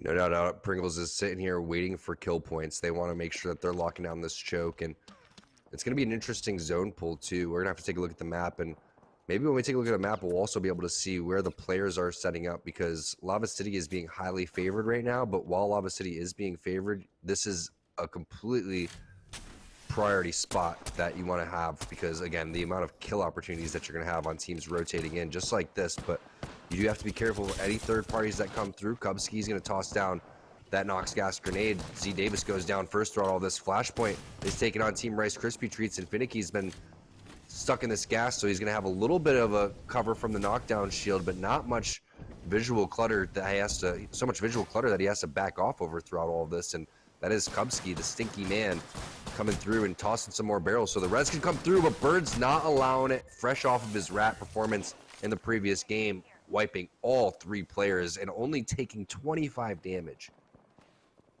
And for Rice Krispie Treats, no third party coming in. We know that there was a team that was in position just to the south to come in, but they could not because of the redeploy we saw just before we swapped views. So it's going to be Rice Krispie Treats now holding down Vault Tunnel here. And this is such a strong spot to be playing off of. They'll have the options for the rotates wherever this ring decides to pull on over. Team Cruelty, Oi Senpai. It's going to be Razor getting a knock onto Snipe Down. It looks like it was quite possibly a third-party attempt, as a lot of teams now fighting over here. Bronzy will get rezzed up by Asura. There's no pressure on them quite yet. Mercy pulling that low, and there is the bubble, as you just see a Valkyrie flying past. And so Team Charlotte Phoenix will be able to heal up here, as it looks like Razor find themselves in a fight, taking out Na'Vi. I like Charlotte Phoenix's position right here, how they're working together too, making sure that everyone's watching certain areas as they communicate on how they're going to approach this situation. Will this team clamor up? Are they going to take the fight? Sura's making sure that he's watching those stairs, got the PK already charged up, and there's the rotation coming through.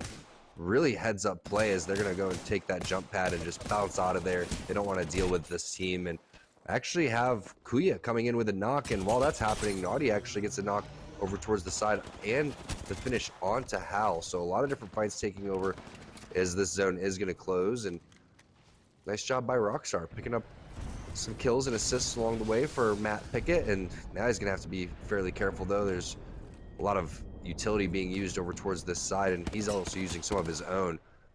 Hemlock Volt combination, and that Hemlock I don't know, it's running out of ammo and it doesn't have any attachments. Jamerson, it could be time for a backup plan. Yeah, they do have, I believe, a death box below them, so there might be an opportunity for them to swap weapons here. Don't know what is over there. Bocek with no arrows. So you're gonna have to look towards your local Fletcher to try and pick something else up, but looks like they will back away. They do have the replicator, so you can get ammo there, but again, it's gonna take some time. They're gonna see you prepping. Yeah. I've never understood why just... the replicator doesn't give more ammo. I mean, it's so expensive just for absolutely nothing that you get in return. So we'll see exactly what Matt Pickett is going to elect to go for right there. But tough situation, tough break, as you do have that death box right there. And maybe his teammates took all the ammo from that one too. So the rotation is going to have to happen here. And the way that you look at it, going through Fragment is fairly scary. So I wouldn't deny if they even decide they want to take to the sky here for Matt Pickett and then avoid this team. But the way that Senpai is positioning himself, he's more or less just trying to have a presence, making sure that no one's pushing them, and then they're going to decide how they want to go about this. As Prodigy Aces is going to get a knock on a saucer, and we do see where this zone is going to pull. It's going to continue to go over towards that Lava City side. Right now, Third Impact is in a prime position. Yeah, there are a good number of zones for this one, pulling over the train station, over to the mini domes just to the north, and go over to the beacon building where Pop-Tarts are. And so teams are going to be highly prioritizing being able to maintain control over a beacon right now. And that's one of these squads that we're looking at right here. Team Cheez-It, they have full control over the roofs, over these buildings. Of course, they drop over here at Lava City, so they have that priority. And once this ring closes, we'll likely be checking in with them to get that ring information. That's perfectly spot on the amount of zones that pull over here. So it is really up to Team Cheez-It to give us that information and then decide what they want to do with that, because a lot of the lobby really depends on where this one's going to go. And right now I do like where Third Impact is on top of that triple layer building with the elevator shaft, because of the fact that I'm kind of favoring maybe that blue truck ending. But even if that's the case, they have a fairly free rotation away from all the teams that are coexisting inside the actual Lava City. So Cheez-It's in a great spot. Third Impact's in a great spot. A team that's going to have to do a lot of fighting to get out of their situation is going to be Team Razor. But that's what Team Razor does. That's why they kind of play this style, as they're looking for these scuffles, and we get a chance to see what kind of armor upgrades and things along that nature that they had. They went from their triple gray to a double blue and purple throughout all of that, charging up their Evo shields. And look at this, Paradise and 303 are finding themselves in a fight with Third Impact over towards the side, and that's not what they were looking for. So they're going to back off. They've already lost one player and make that 2 now, as Third Impact goes and picks up all the loot over towards the train station side. So really nice job by them, and they've been pretty impressive today in terms of playing as a unit. You could always see, it seems like Third Impact, all 3 players always on the same page. Yeah, I believe the crypto is still alive, so there's an opportunity for the drone to pick up those beacons and get the res for themselves. It doesn't seem like, let me actually just move my camera. Yeah, okay. So the respawn beacon is still there at that mini dome on the north side of Lava, but that is definitely not somewhere you want to try and go for the res. We'll see if Third Impact can camp these banners, camp the drone, as they are throwing out scans, trying to find the last member of this squad currently. But it's a fight over here that was about to take place. 2 Brains, 1 Controller, though, over down by launch site. Pander's getting involved in this as well. It looks like Team Intel will be able to clean that one up. Armor's cracked and worse for wear, but they will be able to reset. And now, Team Intel, close to hitting top 15, and they do get that along with the kill points. Solid job by Intel right there. And coming back to getting respawned over towards that dome, don't have time to talk about that because Pop-Tarts is in a spot, but actually if you are going to get respawned over there, you can expect to die instantly, or you're going to land with just an alternator and no cells. So I'm not quite sure who in their right mind would even want to be on the map at that point. But Pop-Tarts over here, they're not slowing down. They're trying to third-party Third Impact over here, who's been just dominating nonstop, and Jazz is continuing to do so. He's going to drop 2 players right there. There's actually some more players that are starting to filter in over towards the side. This is going to be 3 teams, and Third Impact is dealing with all of them one by one. Ziki was lost through all this, but Balanji and Jazz still alive. Beast of the Hunt still there as well, and a lot of death boxes to be used. And you never know, Jamerson, is anyone psycho enough to try to pull off this res? We'll see. It looks like one's being popped over towards the side. Yeah, that has to be the crypto team, 303, I believe, going for that right now. And mobile Third respawn Impact beacon cannot punish it here, as you can see, they have to actually get Ziki in themselves. We'll see if they can make their way across to use that res just to their west right now. They just popped a mobile respawn beacon. Oh, they do have the mobile respawn beacon, so they will be able to get him safely up. There's plenty of loot here as well, so this is a perfect opportunity for Third Impact. What a cool addition to the game. I mean, It's so fun when you're in this situation for Zicky, and you deserve to get back into this game. I mean, you just fought two of our top teams throughout all of this and survived while they were all pushing your building. And now you're like, wait, we have to play this 2 versus 3. We deserve to get some loot here. And that's exactly what Zicky's going to be able to do. All these death boxes, going to get his box right back, and even some more loot from the rest of these players. You can see that's Bronzy's box. Charlotte Phoenix was in the area. I think Pop-Tarts pushed this building as well. So they did just such a good job. And we were talking about the strength of this building is the lack of third parties that could potentially come through. Well, if they were actually in the middle of Lava City, I don't think they would have survived it, because there would have been the rest of the squads fully sending. I mean, 13 squads left through all of this. That's a tough situation to be in. So congrats for Third Impact getting out of a tough situation. And here is round 3 closing. You can see 303 were able to recover, but their loot not looking so great, as we have Team Intel coming in from behind with that redeploy. They've used their bubble as well.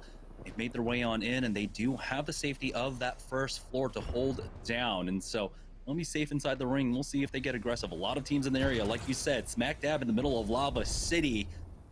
So many teams, 10 plus hostiles scanned for Metro there.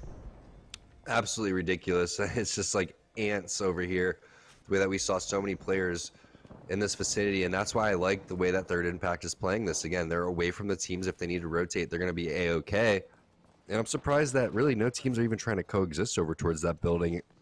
A team like Intel flew in, and then they're sharing one of the smaller buildings that we have here. And Team Cheez-It's going to hit the scan. It actually pulls away for where Third Impact is. And now Team Cheez-It is loving this situation. The question is which side of this smaller zone that we have will it pull towards? Will it go over towards the respawn beacon? Will it continue to be over towards the actual Lava City, the Lava City area?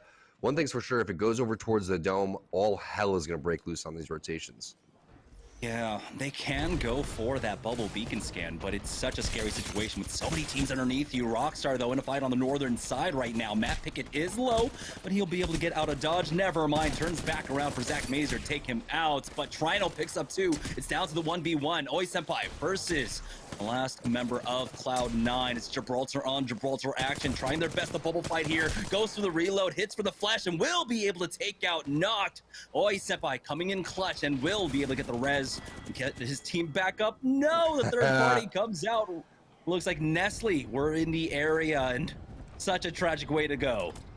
The only reason I laughed right there, I don't like laughing at people's, misfortunes, but it's just the timing of he is able to get the res right there, and Nessie Splash is like, you thought so.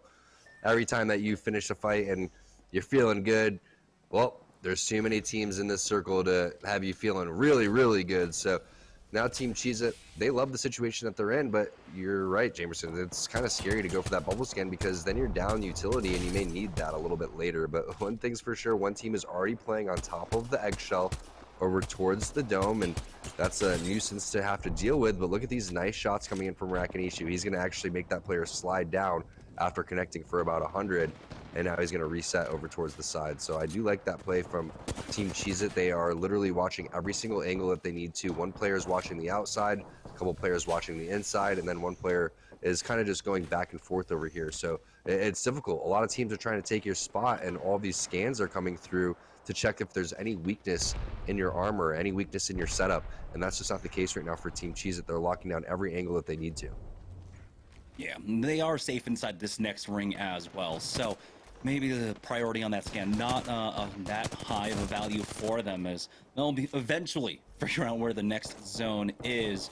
You can see now starting to use some nades to try and slow down these squads. That building is in as well, and so nothing might actually come of this. As you can see, Prodigy Ace is keeping an eye on that stairwell as he's going to be careful. Never mind, he's going for the kidnap, but it looks like that player was able to just avoid it, just playing off the ledges here. And never mind, Prodigy Aces will be able to finish him off. That's going to be Fury, the lone rat, going down. We are now down to our top 10 squads, but that moment of weakness you were talking about, Tom, the lack of defense, allows another team to swerve on in and take over the rooftop as the EMP comes out from 303.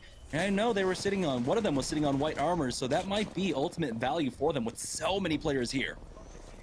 The amount of teams that were just waiting for an opportunity like that to take the roof is absolutely crazy, and you can see just how fast things start to escalate over here as you're gonna have Team Liquid take things over. And that was a team that was just waiting. They were like, all right, when's our opportunity to go? They've split up, let's do it now.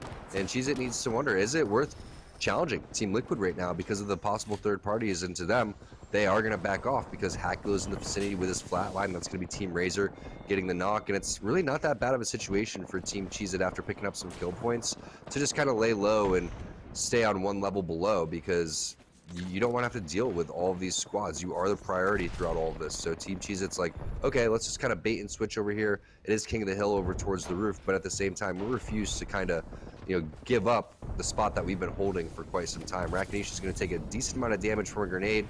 He's going to back down over towards the third level, and they're going to reset. So they do have this safe area to play around, and I like that they're still adding pressure throughout all this, but they don't want to get too overzealous because things can change really fast, and Prodigy Aces actually creates an opening throughout all of this. Joey Blackout's connecting with a handful of PK shots, but the thermite at the door is very well placed, so they're going to have to reset until that one goes away. So you can see the little cat and mouse game and how important getting this roof is right now for Team Cheez-It.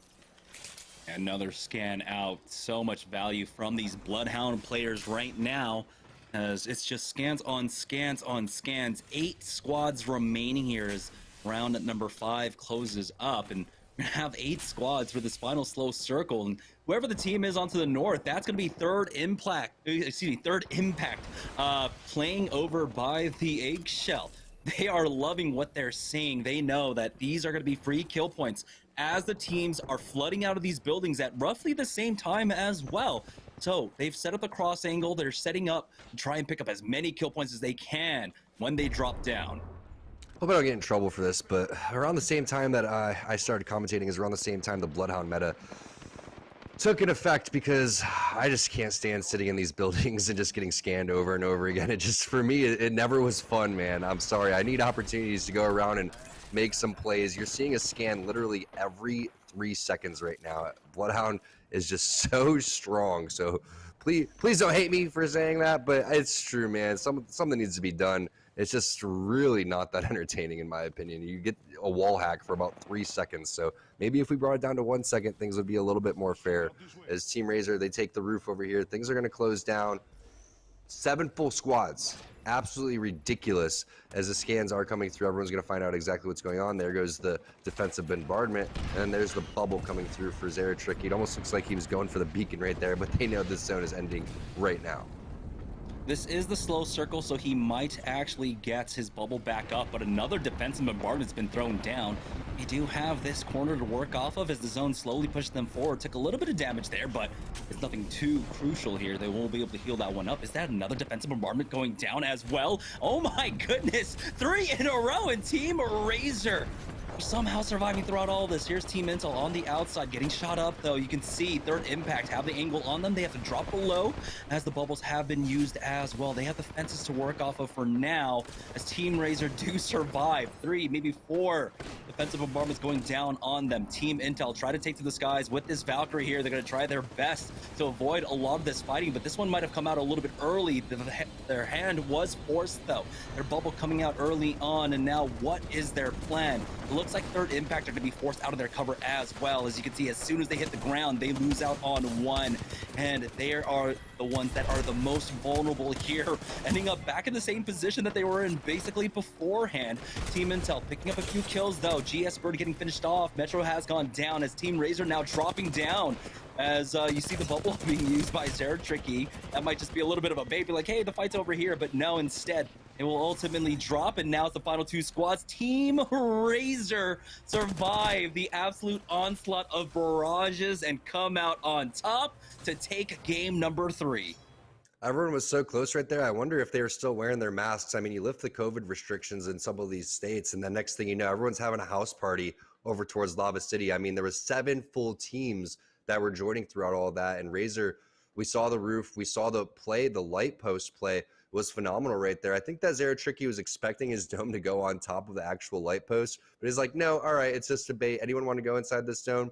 We'll take it right there. That's how Team Razor goes and plays things. They play aggressive, and then they actually really know how to play these end zones very well too. And that was such an insane zone. We've had really, really good zones so far to start our first 3 games off. The Geyser zone was really entertaining. And then Lava City with that many teams coexisting, that's a blast to watch. Yeah, it's been a lot of southern zones, so maybe the north side will get a little bit more love. We'll find out, though. We're going to take a break for our halftime. When we get back, it'll be the second half of Pro Night after this. Hey guys, it's Rakanishu. I'm going to be taste testing some Cheez-Itz, specifically Cheez-It Groove. This is the white cheddar version, so let's give it a try. These are kind of different. Let's try it out. That's nice. Kind of smoother than regular Cheez-Its, and I feel like the flavor's better, or more rich. Yeah, these are good. If you guys are looking for a tasty snack while gaming, you can head over to walmart.com/esports arena and pick up some Cheez-Its. Hey guys, it's Rakanishu. I play Apex for Team Cheez-It, and you're watching Cheez-Its Week.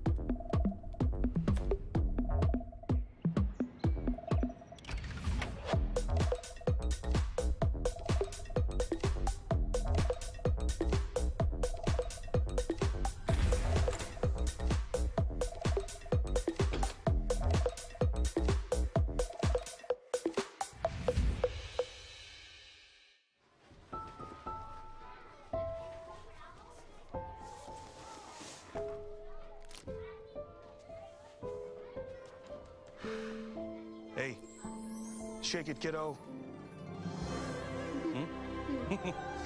Love Dad. Oh.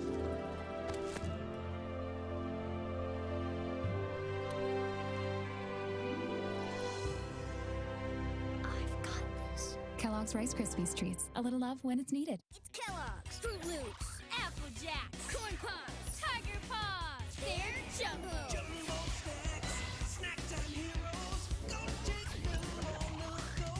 Cereal, magnified, showing up for snacking time.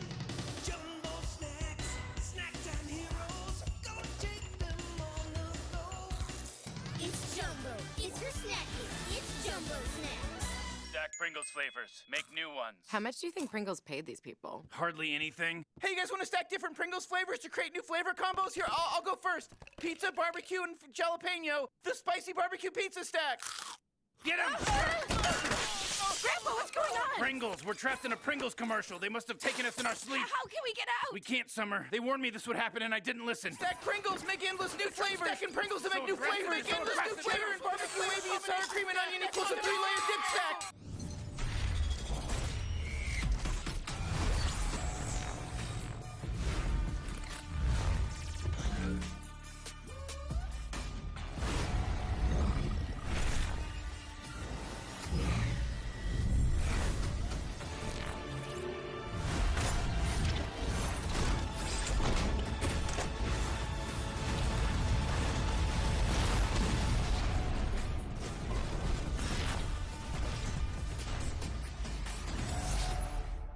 Hey, what's up? It's Joey Blackout, and I am the flex player for Team Cheez-It. When it comes to Legends and comp, I've pretty much played everything. I've played Pathfinder, Caustic, Bloodhound, Wraith, Gibby. I don't really have a preference. I kind of just fill whatever the team needs. I'm pretty confident on most characters. Just as long as I have my guns, I'm good. Yet waiting until they're on the other side, surprisingly enough, but they're on the lurk, and he lines it up dead. Typically, my loadout varies character to character, but I really do prefer Wingman Peacekeeper, or Wingman Eva, or 301 Eva. I'm not really picky, but whatever fits the character, I'll use it. Into that building, there are too many teams around for them to try to full commit onto that one. Team Cheez-It, though, they have made their way past, it looks like Team Applejacks into we land at Lava City, which is in the far southeast corner of the map. So we like to play our game based off of the first circle. Like if it pulls to us, we will rotate fast and try and get into a good spot. But if it pulls away, we'll kind of stick towards the edge, try and find kills and work our way in. We're pretty fluid with how we like to play game to game, so it really just varies. If you guys are looking to get your own Cheez-Its, make sure you head over to walmart.com/esportsarena and pick up all your Cheez-It goodies. I play Apex Legends for Team Cheez-It, and you're watching Cheez-It Week.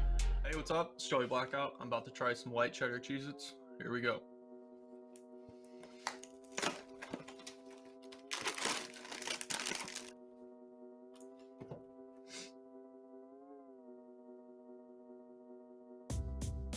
As you can see here, we have some crusting on the outside of the Cheez-It. It looks good. Here we go.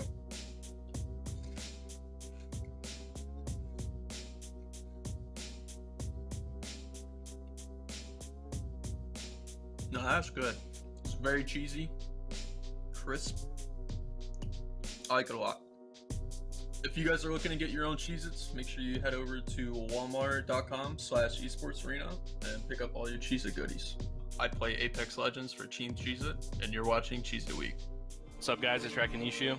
I'm gonna be testing another Cheez-It product, specifically Cheez-It Hot and Spicy. I love some spice in my life, and I love Cheez-It, so let's give these a taste test.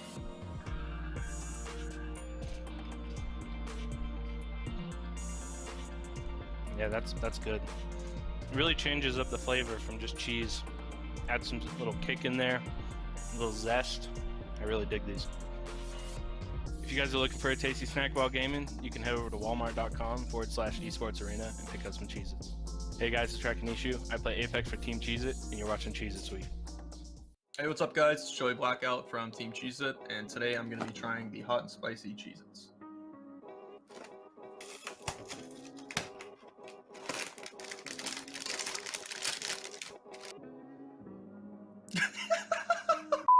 So this flavor, it's definitely more orange. You can see some seasoning on there, which I think will be good, but we will see.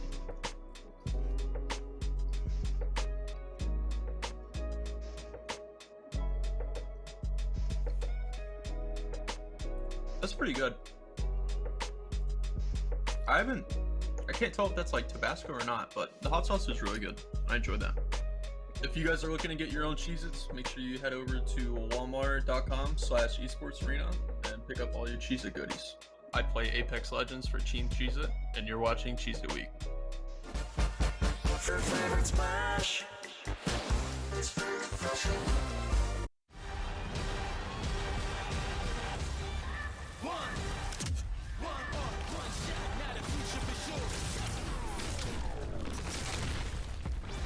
Verses coming daily under pressure.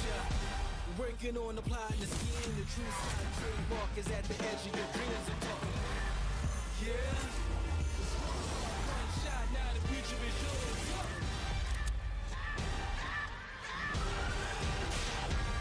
I'm turning dreams into reality. In the lab with the formula and chemistry. Your memories spark and motivate and make the industry shake. With the bars and the breaks, I'm talking one chance, yeah, I was so close for the goal. It's one shot, now the future is yours. Let's go. Imagine you love frosting and filling. I do love frosting and filling. Oh, well, imagine if there was a way to enjoy that delicious goodness anywhere, anytime, out of the toaster, out of the box, out of one of those baggy thingies, with nothing but a thin layer of foil between you and... Pasta. Yes, Curtis. This is a commercial about pasta. I love it. Frosting and filling for your pasta. I like pesto. I wasn't born in the spotlight. Nah. Had to grind and shine like a star on a hot night. And something about the struggle now resides in my muscles. And every trial and trouble helped to hang my hustle. Real rock stars don't chase the spotlight. It chases them.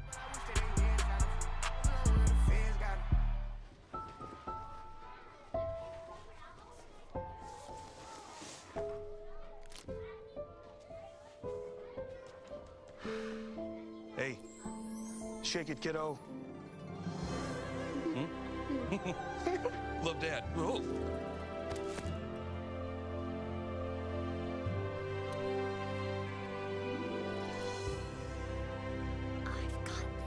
Kellogg's Rice Krispies Treats. A little love when it's needed.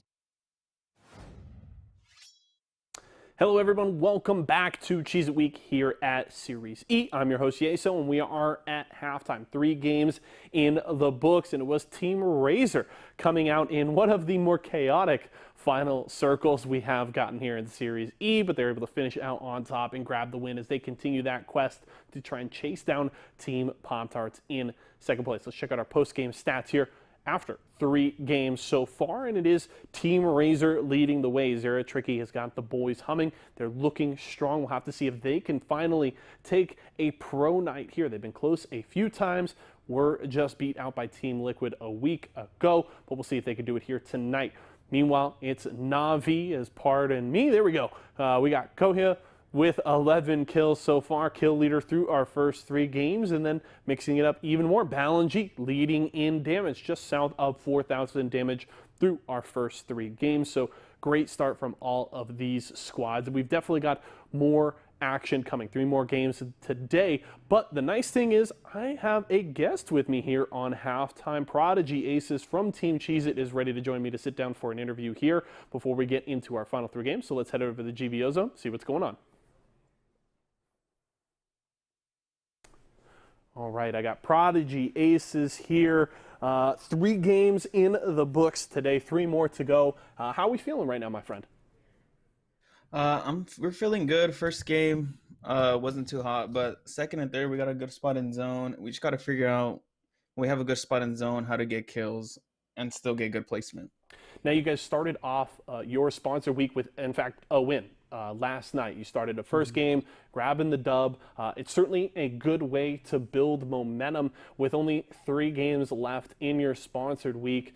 Anything you're specifically looking for in this 4th game to try and get that momentum rolling and try and catch those boys at the top of the standings here? Yeah, just being more aggressive, trying to get more kills. So that's definitely what we're gonna be trying to do.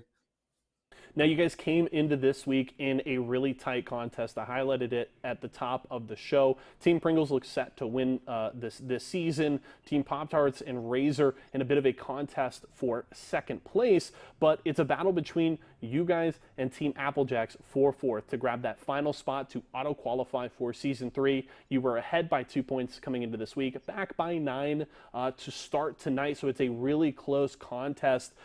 Is there anything maybe you're concerned about, or do you feel like you guys have it kind of locked down here with just 15 games remaining in your season? I think we'll be fine. We just got to be consistent. As long as we just be consistent, we should be fine. Now, one thing I really enjoyed hearing, because I was lucky enough, I get to watch all the behind-the-scenes content, so shout out to all of our production staff. In speaking with you guys over the weekend, prepping all this content for this week, you guys have one of the more different approaches to a lot of teams, right? You don't necessarily have a set IGL for every, for every week. You guys kind of mix up the calling, mix up the fragging, you mix up your compositions a lot. Do you feel like that's a strength for you guys, that you come in and are really flexible on any given day? Yeah, I believe so, because anybody could just take over. Like, I call most of the time, but Joey and Rat could call me off a lot of the times, and they can be right. So you just got to trust your teammates. Well, you guys have certainly shown a lot of trust, and it seems like that has been a good recipe for success for you guys. What is, your favorite part about playing with this squad? You, Joey, and Rack and Nisha, it seems like you guys have a good time. Just our chemistry. We get along. Sometimes few bump in the roads, but we figure it out quick, squash it, and just get back to gaming. All right. Well, it's certainly been a joy watching you guys. Thank you so much for joining me, Prodigy. Best of luck. 3 more games tonight, 12 more to go next week before we close out Season 2. We're all looking forward to seeing you guys perform. So thanks so much for joining me, my man. Thank you for having me. All right, that was Prodigy Aces. Shout out to him for joining me here on halftime. Keep an eye on Team Cheez-It as the day continues. We've got 3 more games to go to close out Cheez-It Week. We'll be back with those right after this break.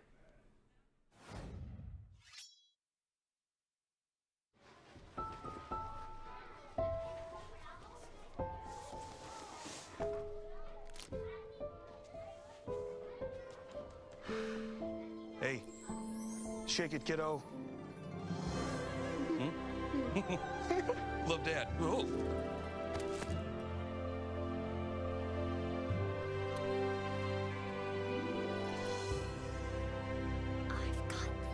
Kellogg's Rice Krispies treats. A little love when it's needed. Yo, last 2 teams? Yeah, last 2 teams are fighting. We should third that. Yeah, go. I'm wrapping to the left. Okay, they're trading hard. Just, yeah. Okay, nice. I got the other one. One more. Let's go, baby.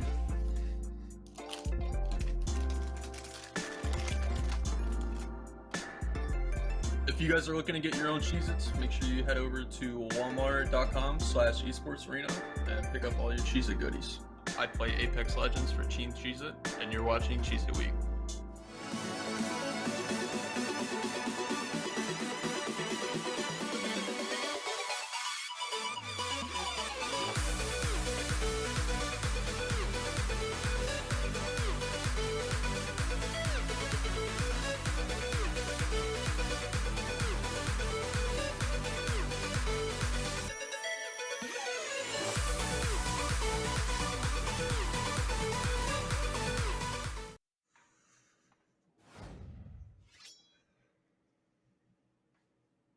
That was a great check-in with Team Cheez-It there during our halftime show. And so a lot on the line here as we head into the second half of the day. We got 3 more games left on World's Edge, but let's go ahead and set the stakes. We've had 3 separate winners, 3 separate zones. It's been a great day so far.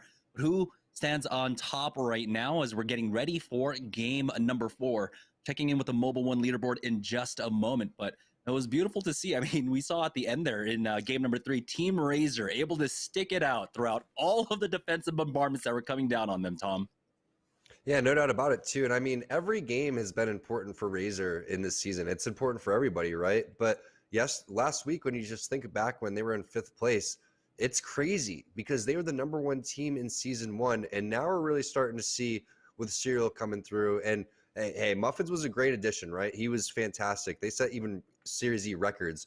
But something about Serial's play individually has been letting the rest of the players kind of play a little bit more freely. And I think that he's really inspiring them after yesterday's clip. I mean, not very often do you pull off a 2 versus 1 like that against a team like 2 Brains, 1 Controller. And he was able to do so. And now they're in 3rd place. I don't know if they're going to be able to retake 1st place overall, but let's take a look at that leaderboard, that Mobile One high performance leaderboard that you were talking about, Jamerson, and find out where they're at. And they are in 1st place. Yeah, Team Razor now with a slight edge over Na'Vi. 1 point above them, 35 to the 34. But Third Impact have been having some consistent games throughout the day, leaving them in 3rd place. Team Pop-Tarts, though, it looks like they were able to get, about 4 points in this last game, bumping them up. But they are now tied with 2 Brains, 1 Control. They're in the 4th place position. One squad that started off really strong, though, but has dropped down on the leaderboard. It's Cloud9. But now we also have to take a look at the standings overall throughout our entire season of Series E here in Season 2 and take a look. That lead now closing between Team Applejacks and Team Cheez-It. It's going to be so interesting to see how this one plays out. I mean, game by game, minute by minute, realistically. And they both went out fairly early in the previous game, if I'm not mistaken. So we're in an interesting spot right now. And, you know, no one's really going to be able to catch up to Pringles and Pop-Tarts. And it's been a really impressive performance on the pro days. We have to, even when we're watching Applejacks and Cheez-It, we have to give props to the #1 team right now in Season 2, Team Pringles, because on the pro day, again, they're looking like a team that can win an ALGS tournament. Definitely at this point. We're seeing so many strong teams come up and rise to the challenge of what's going on here in Series E. And you know, huge shout out to all of our partners and Esports Arena for putting this all together, allowing more opportunities within competitive Apex Legends. And take a look at that. I mean, we're dealing with housing problems in the real world, and so are they in Apex Legends. As right now, this is the moment that we saw them Team Cheez-It drop down early on, and they're like, okay, we see that play, and we're going to try and make the same play. And I didn't actually get to see that part or missed it. But they evict them from the lamppost. I mean, real estate is expensive here in World's Edge. Yeah, where's the Valkyries flying around in the circles and going all the way to the top of the map as we're getting in ready for game number 4 here. Thanks for sticking with us as we'll find out who is going to take the number 1 and 2 spot. That's where the prizes are, but also who are going to be the top 4 teams going into next week to see who's going to make it into Season 3. We do have some nice armors. I mean, basically immediately coming in for Hakulo, and if that was me, I'd be stoked. Yeah, it looks like we are fairly well into the game right now with a minute left before the zone starts closing, and they're making a move for this beacon. Hakulo should be waiting for Zeratricky to join up for them to be able to pick that one up, but there's a team that's relatively close. You saw going over towards that train platform. So if they use this bubble, it could be a little bit scary. We'll see if that team decides to get aggressive on them. And they're also going to give us some great information, and they're in the next zone. So they are going to be big chilling and loving the situation that they're going to be in. If we could pull up the map, we'll find out exactly what this circle is going to be. And, big time going on over towards Survey. So third impact, they're going to be posted up. I'm most curious, actually, how in terms of 2 teams that I want to see how they play this one. We obviously have C9 a little bit of a scuffle, but I want to see how TSM and Razor play this one. More specifically is Team Pringles in a fight, and wow, Fury taking a ton of damage. Yeah, it was either a third party or it was just a really beautiful off angle being set up, narrowly missing each other there as Fury does reconnect with the squad. The bubble has been used as well, but now that means they don't have it for this defense as that team is posturing up to push up. They're trying to back away with the nades as well to slow them down. It looks like it might be successful. Fury still needs to heal up, and he's got that med kit popping now. The scan with the Beast the Hunt does its job as well, but it's about to run out and he'll have one final scan. Now they're stuck behind cover, but the nades are there. It's Renegades coming in, getting involved in an early game fight as Fury tries to get out of dodge once again. This is looking very similar to game number 1. Yeah, he had a death slide right there, which is super unfortunate because in these circumstances, if you're getting chased by another Octane, a death slide like that could be exactly that. That's why they call it a death slide. So Fury is actually hitting some cells while sliding down the hill, which is typically what you want to do in these type of situations, but I don't know if he's going to be able to get back into the geyser and go for this banner. This would be an absolute psycho play. The fortunate thing is it's still fairly early in the game, and teams are less likely to camp you this early into the game because you really don't have that many resources, and these pro players are so fast at looting that you could probably expect them to only take about 10 to 15 seconds, and they're going to be done with those boxes. As Team Applejacks is pretty interested in their rotation on this high ground over towards Epicenter, which we do see a lot of action, a lot of fighting from east to west, but at this point it's weird because you don't see any hostiles directly in front. We get a chance to see the player outlines and see where these players are behind the rock, but Applejacks is probably like, what happened? These players are going to be aggressive on us and they're going to back off. That's just kind of causing a ripple effect and potential third parties over here. So Applejacks needs to be careful, and that's exactly what's happening. It's going to be Senpai, long range from downtown with the charge rifle. Yeah, one charge rifle for another here, as they should be able to recover him, as they are sticking that res for now. The distances are quite long, but it looks like someone is advancing onto Dupe right now, and he's going to have to leave Aves. Yeah, there is the thirst onto him so early on here, and we're seeing so many teams in the area as well, so the chances of recovery there quite low. They don't have the Wraith, they don't have the portals to try and use that mobility to get him back into it, and so Team Applejacks are probably going to have to play this one as a duo for now. Team Lonely Fans in a fight over here at Frag West, though, as Blueberry Smalls bleeding out now. They are down to a duo up against Rice Krispies as they push on up. They've got the knock on to 00 negative, and there's the instant thirst as well. And so Team Lonely Fans have not been having a great night so far, getting taken out early on in those 50-50s over by Harvester. It looks like they try to change things up, but here's Team Cheez-It coming in for the third party. have to remember that Rice Krispies did not take that much damage at all. Defensive bombardment going down to clear off the roof, and here comes the push out from Team Cheez-It, even committing the bubble for that, but they do not catch out anyone here. Now they're clearing it floor from floor. They get the first knock. That's going to be Tech to go down. Rice Krispie Treats down one man. As Team Cheez-It back off, they'll be able to heal up and then reapproach this fight in the 3v2. I love the way that Cheez-It is playing this one. Prodigy Ace is going ham sandwich over here with the PK. And now everyone's going to reload their weapons. They're going to heal. They're going to try to get sound cues on the res if it's going to happen or not. And they're going to play the situation accordingly. So right now, there's no reason to get crazy with this one. Just take your time. Understand that this player is going to be down. You have a 2-on-3 huge advantage. Wait for that next scan. When that happens, one player is going to push in from behind. Two players go over towards the door side. And now they have the bubble down, and this should be easy to finish. So it's not only important that they finish it off in that style, because look at that third party that's coming. Those teams are waiting in the kill feed, obviously, trying to pounce on this team. And Prodigy Aces took a handful of damage there. So if any one of them just got a little bit too cocky throughout all of that, one player would have went down, and they would have been fighting another fight right now. Yeah, Rakaniju poking his head out. No third party for you here. And that was just a beautiful entry. Like you said, Tom, they were just waiting to hear for that res. And if they hear that momentary vulnerability, they can just go ahead and push in. But I loved how they did it. Two people pushing the stairs, pulling their attention away, and then you saw that flank coming out. It was such a beautiful play coming out from Team Cheez-It here. Maybe this is their half, really, to come back alive during Pro Night. It could be it. I mean, they saw what happened in the kill feed with Applejacks going down, and that just gives them even more confidence to bump your head against the street sign, I guess. I didn't know that was even a thing right there. Is Rakanij's like, okay. I honestly never even noticed until he hit his head that there actually are numbers on the street. So that could be a new call. Hey, he's on 4th Street. He's going to 6th Street. He's going to 6th Street. Now we get some next level call outs here in Apex. Yeah, Bolo out on a white SUV, last seen on 4th and Main. But here's Team Cheez-It reapproaching this. It looks like maybe a res was being called down over at Con. As we check in with the teams, we got Razor, Third Impact, Na'Vi all in position over here. Applejack still playing this one out as a duo. So Survey Camp all taken up. It's all about real estate, all about owning land here.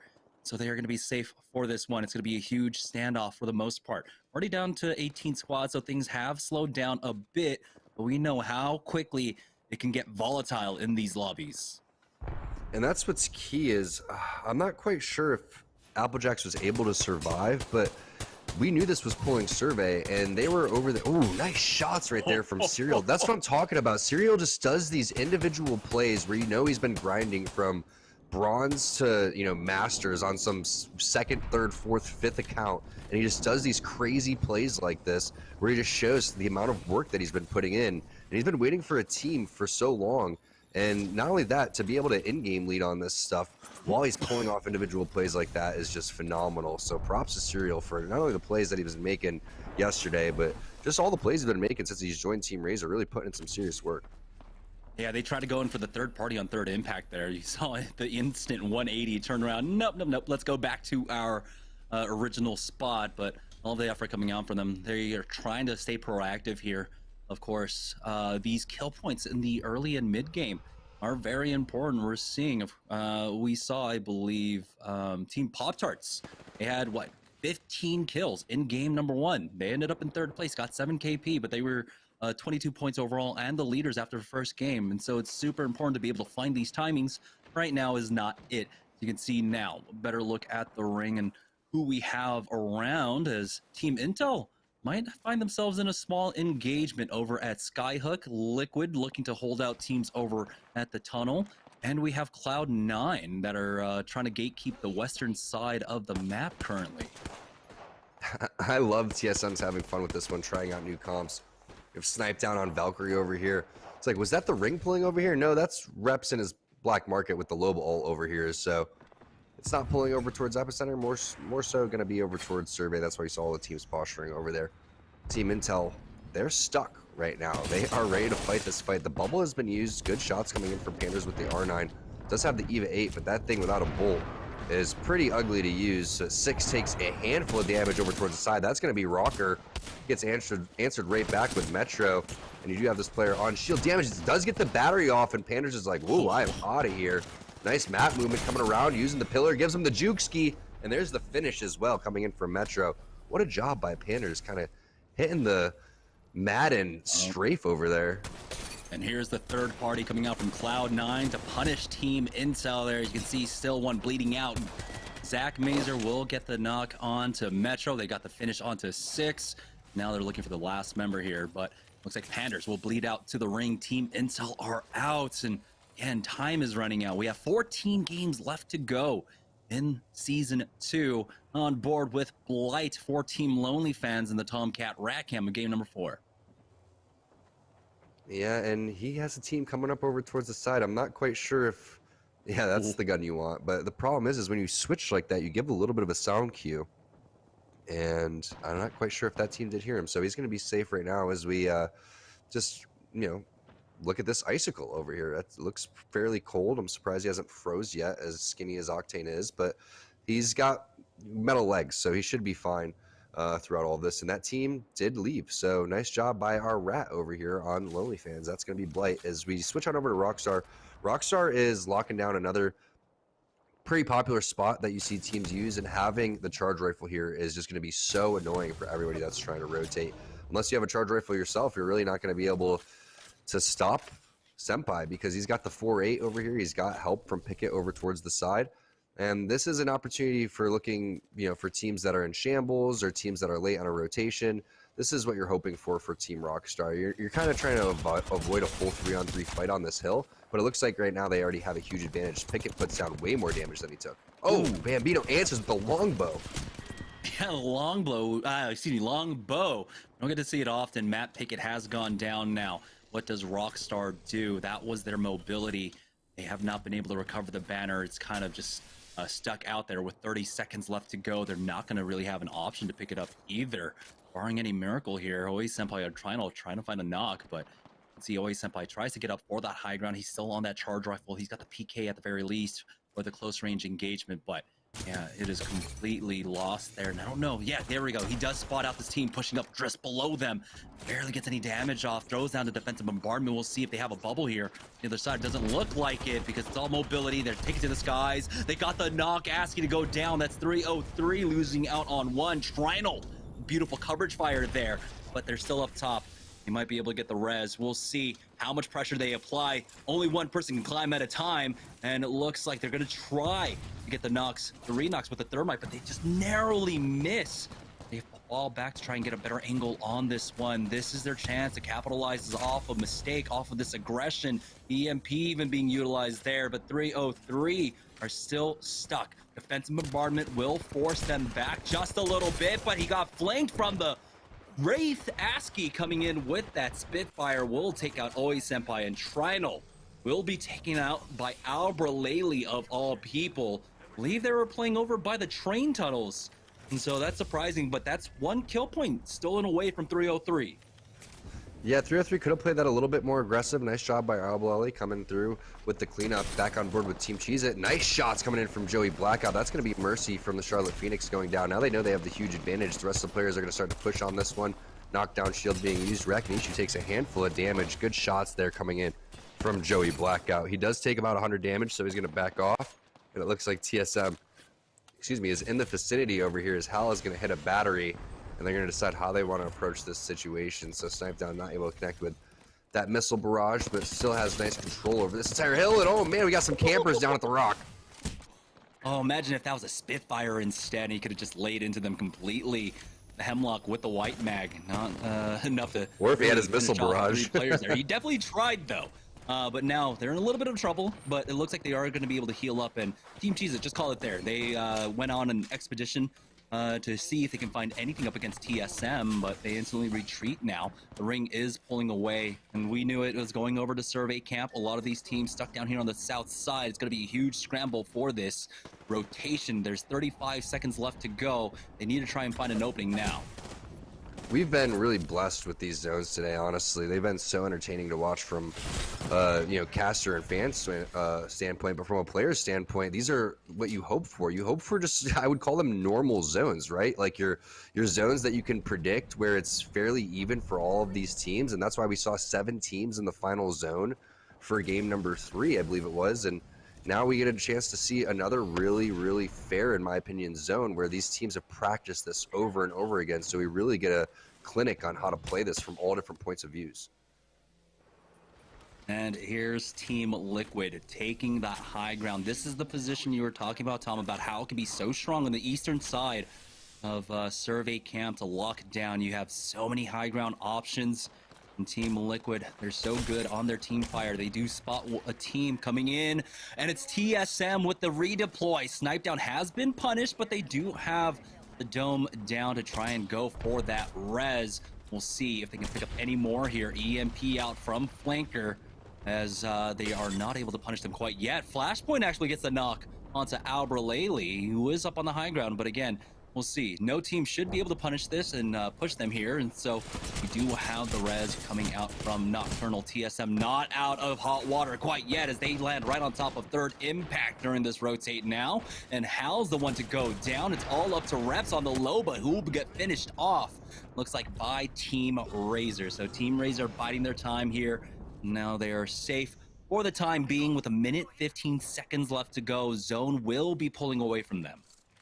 Yeah, this is that respawn beacon ending, and Razor was hoping that it was going to be the ending more on their side, and that's what all these teams do is you get into a position, you get into the best building, and you kind of just hope and pray that it's a 50-50 when it's going to pull on your side of Survey. This time you have to make a rotation, and this is typically where you would see the Wraith portals, but with the current meta right now and Wraith kind of being replaced by Octane on some of these teams, Serial's going to have to decide how he wants to approach this situation, right? You have Zeratricky with the bubble. You have C9 over here towards the side coexisting on top of your building, literally. So this is where, things get a little bit dicey over here for all of these teams. The teams that predicted on the opposite side of the hill, like Liquid, are going to love their situation because they're going to be some of the last to rotate while these teams that have been coexisting on this side of the map have to duke it out and push together. Yeah, Zach does have his jump pad ready, but the worrying thing is, of course, they have Team Razor right below them. There's 14 seconds left. See, they're trying to ping out positions. Team Liquid setting up a beautiful crossfire here on the high ground, utilizing every high ground available to them as well. And now it's all about this rotate. Team Razor, Cloud9 on the western edge. Flashpoint also just in complete shambles. Take a look at their HP, Kupski. They've got no heals left as they make the move through. This is just free KP for people, but somehow they're able to move into safety. But how long will they be able to survive? You can see that Nocturnal has the angle. He's just waiting for the dome to go down. They'll be able to finish them off shortly. If Cloud9 doesn't have their say here, they come in for the move. They got the knock on to Finicky. And Team Liquid, I believe, also got one as well. Z Davis going down to Nocturnal there. Cloud9 find a nice safe spot, but they have to deal with the defensive bombardments. They'll wait that one out, and they'll just be able to walk in with this zone. We'll see if Team Liquid have a good angle on them. As you can see, Albralele is trying to spot it. He's got the Sentinel. We'll try to throw out those missiles as well. They do get some connects, and that actually gets him the red Evo shield. Oh! I'm surprised none of these shots are connecting right now. Oh, there we go. Albralele is finally going to be able to get one in. The finish goes on to stay naughty. That's going to be C9 going out as Prodigy Aces was involved too. And Team Liquid, we were talking about the positioning that they would have. This is such a dominant spot to be, not only to pick up kill points, but also just for the very end game. You can see they own all of this backhand side. They have teams that are directly in front of them, and they're not really too worried because they have so many different head glitches that they could play. So all these teams are going to be filtered in. I mean, we still have, what, 5 full teams in a rat throughout all this. Yeah, this is just beautiful, slow, methodical, safe play coming out from Team Liquid, locking down this high ground early on. As you can see, the final ring will start closing in shortly. In 5 more seconds, Team Razor push up. They've lost out on Serial, though, and he gets thirsted by Paradise. So now down to a 2v2 as Third Impact actually get finished off. Zeratricky and Hakulo will able to finish off the job here, but now they are down to a duo. So we only have 3 full squads remaining left in this lobby here, and still that rat surviving somewhere. Good scan out from Hakulo as Team Liquid are now getting aggressive to try to pick up some more KP. These Sentinel shots by Albert Laley have been spot on all game long. Prodigy Aces was the rat. He gets finished off. Team Cheez-It down in 5th place. Team Liquid, though, are forced off the high ground now, but they do have the roof to play at the very least as the ring continues to close in, Tom. Really is just such a fun player to watch because he's always aggressive in your face. And he's always been playing characters that have that escape, like Pathfinder and now in Valkyrie. You saw his tweet that his kind of love for the game has been reignited, and it makes sense because he's just such a great addition to the game. Valkyrie's just so fun with the opportunities that you're presented. Look at Al really popping off over here with the R9. He's going to take down Bowser. Has the R9 Sentinel combo.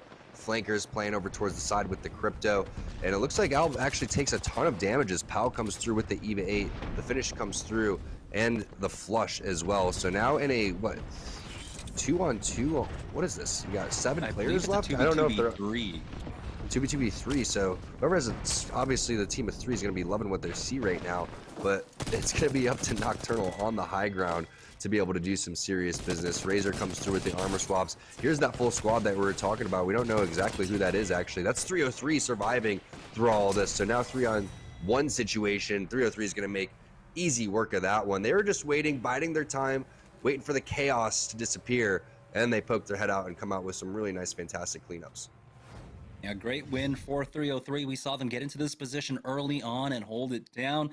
And it was kind of like we went back a couple of seasons to when Apex Legends was a little bit more slow, when it was center zone priority there. And when you have a ring like that, you definitely have to prioritize positioning overall instead of fighting on the edges there, because eventually the kills will come your way in the late game. Great games all around there in game number 4. We're going to take a short break, and when we get back, we'll have game number 5 after this. This is Rakanishu. I play Apex for Team Cheez-It. Let's go. Easy. A little bit more fun, I think. So just throwing that idea out there. If anyone wants to run with it, they can. But yeah, Rakanishu with the spray, ridiculous tracking right there. And again, this guy has unlimited ammo. It's absolutely ridiculous. His bubble is going to go down. That Gibby was running at him like. If you guys are looking for a tasty snack while gaming, you can head over to walmart.com/esports arena and pick up some Cheez-Its. I play Apex for Team Cheez-It, and you're watching Cheez-Its Week. Team, it's been a grind, but I think I've aged you well. Some might say perfect. Who's ready to show 'em who's the cheesiest? I woke up feeling the cheesiest, coach! Cheez-It, official sponsor of the college football playoff.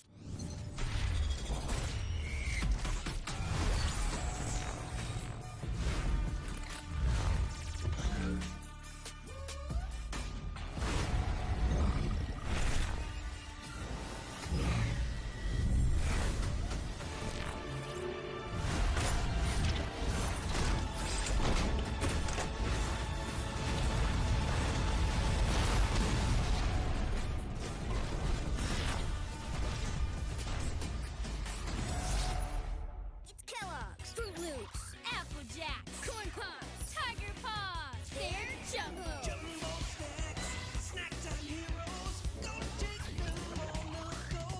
Cereal, magnified, showing up for snacking time. Jumbo snacks, snack time heroes. Go take them on the go. It's Jumbo. It's for snacking. It's Jumbo Snacks. Welcome back, everybody. Game number 4 all set and done there, and 303 Esports coming out with the win. Great performance from them. Team Razor also making it in late. They're continuing to stack up some points. We'll have to see if they continue to sit on top of our Mobile 1 leaderboard when we go back to Jamerson and T-Squared in just a little bit. But let's check out our post-game stats here for the 4th game of the day, and it is ASCII leading the way for 303 Esports. Great win from them. Their Academy team has also looked really strong over the past 2 pro nights. So 303 as an org got to be feeling great about what's going on over there. But Zach Mazer grabbing the kill lead for our 4th game of the day. 6 kills for him as C9 continues to look strong there, trying to challenge for the top of the leaderboard. So we'll have to see if they can chase down Team Razor in the final 2 games. Imperial Hal with the damage lead, over 2,100 damage in that one. And an interesting day from TSM. Not the dominant performance that we have been used to seeing from them this season, as it seems some of these squads have started to maybe figure out TSM. They're winning some fights and taking them out, but Hal still leading in damage. 2 more games to go today, so don't go anywhere. You're not going to want to miss any Series E action. What's up, guys? It's Trakinishu. I usually play Bloodhound or Gibby. Usually varies, though. We like to experiment with a lot of different comps and a lot of different play styles. I think that's one of the strong suits of our team, is that we have a lot of experience on a lot of different characters. So you might catch me on Bangalore, you might catch me on Gibby, who knows? If they're starving out on some materials right now. Oh, what a perfectly placed grenade! What? The way that bounced and it didn't roll down? Okay, and this is the way that Team Cheez-It can do it. Thankfully, you have the Valkyrie to lift you up, but to dance around the bombardment, is it even gonna be enough? You don't want to give up this high ground, and you've lost both of your teammates. That's gonna be it, and despite the odds, Honestly, I'm not too stringent on what I use. It's usually whatever I drop with. But if there's an R301 in combination with a shotgun, that's probably what I'll do. Eva R301 is like super strong right now. I really like that combination. The only gun I really try to avoid is probably the Scout. I just can't figure that thing out. I know it's super strong, but it's just not my type of gun. Any type of charge rifle, any player with a Scout, somebody with a mid-range, just start with it they can. But we have recognition with the spray, ridiculous tracking right there. And again, this guy has unlimited ammo. It's absolutely. When it comes to playstyle, Team Cheez-Itz is a little bit different. We like to take any opportunity that presents itself. We don't necessarily play end of zone. We don't necessarily play edge. Kind of let the game come to us, see what opportunities are out there, third parties, or strong positions to hold. If you guys are looking for a tasty snack while gaming, you can head over to walmart.com/esports arena and pick up some Cheez-Itz. I play Apex for Team Cheez-It, and you're watching Cheez-Itz Week.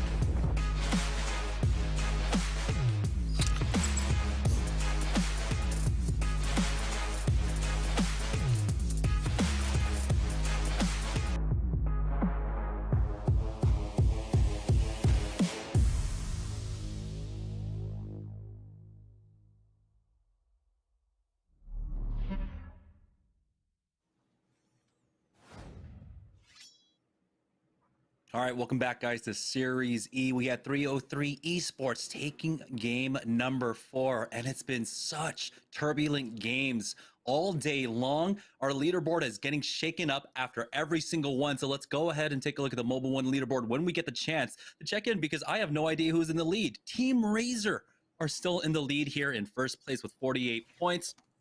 But a lot of teams now cropping up. We got Third Impact, Na'Vi, Renegades, Cloud9, our Rice Krispies all in the running here with 2 games left to go. It's so fun watching all these games and playing out. We've had classic circles, classic zones overall, and these teams are really bringing their A game. And it's kind of not that surprising that Team Razor is in first place, because we saw them in a pretty solid position in that previous game in game number 4 where they were locking down Survey. Problem is the rotation from there is absolutely brutal, mainly because of the position that Team Liquid was in and the amount of pressure that they were putting on overall. As we take a look at that overall leaderboard, and Team Cheez-It is overtaking that 4th spot by 1 point, Jamerson, just 1 point. This is absolutely insane. And so I think we have 14 games left in season 2 of Series E. What if we end on a tie? I don't know what the tiebreaker rules are. Our admins are going to be fly to going Esports through everything. Arena. They fly to Esports Arena, duke it out, rock, paper, scissors style, or they just go and play a arena battle against each other. And so we set up some sort of crazy Apex Arena battle to see who advances. True. Oh my God, I didn't even think about that. Arenas tiebreakers, that'd be awesome. But let's take a look at the Mobile One high performance moment here. It was 303 biding their time inside of that building. It was down to a 3v2v2, and Flinker and Nocturnal tried their best here, but again, the numbers disadvantage. What can you do when Razor pushes your solo on the bottom, and then 303 push out because they know they've been keeping an eye on the kill feed the entire time.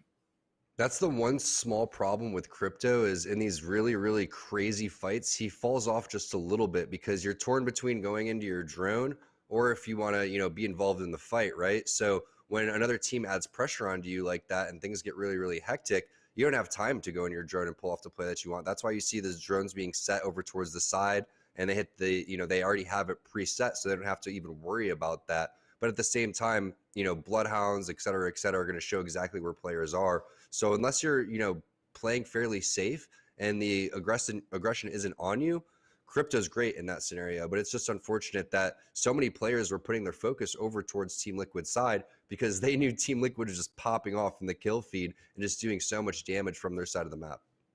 And Liquid, they did secure a lot of kills throughout all of this. We saw them finding a lot of long-range third-party kills as well with the high placement finish. This was a good game for them at the very least. With 2 games left to go, the middle of the pack, they're not too far off from Team Razor. They cannot rest on their laurels.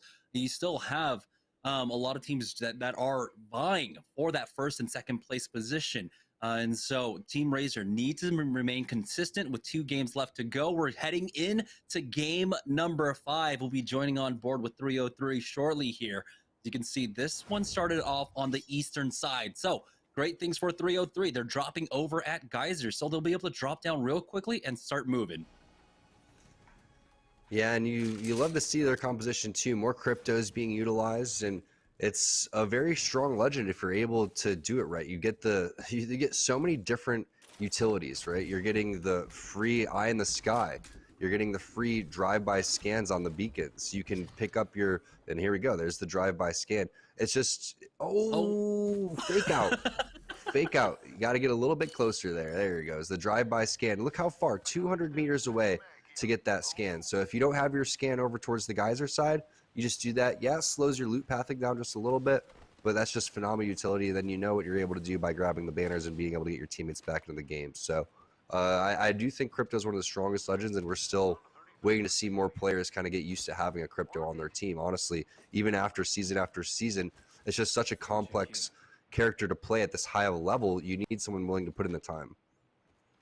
Yeah, but I see his passive, and I'm just like, my boy, Pathfinder. I mean, when is he going to get something special to be able to do as well? We have so many recon legends now that can hit the beacons, you know, that he really just doesn't have a passive himself.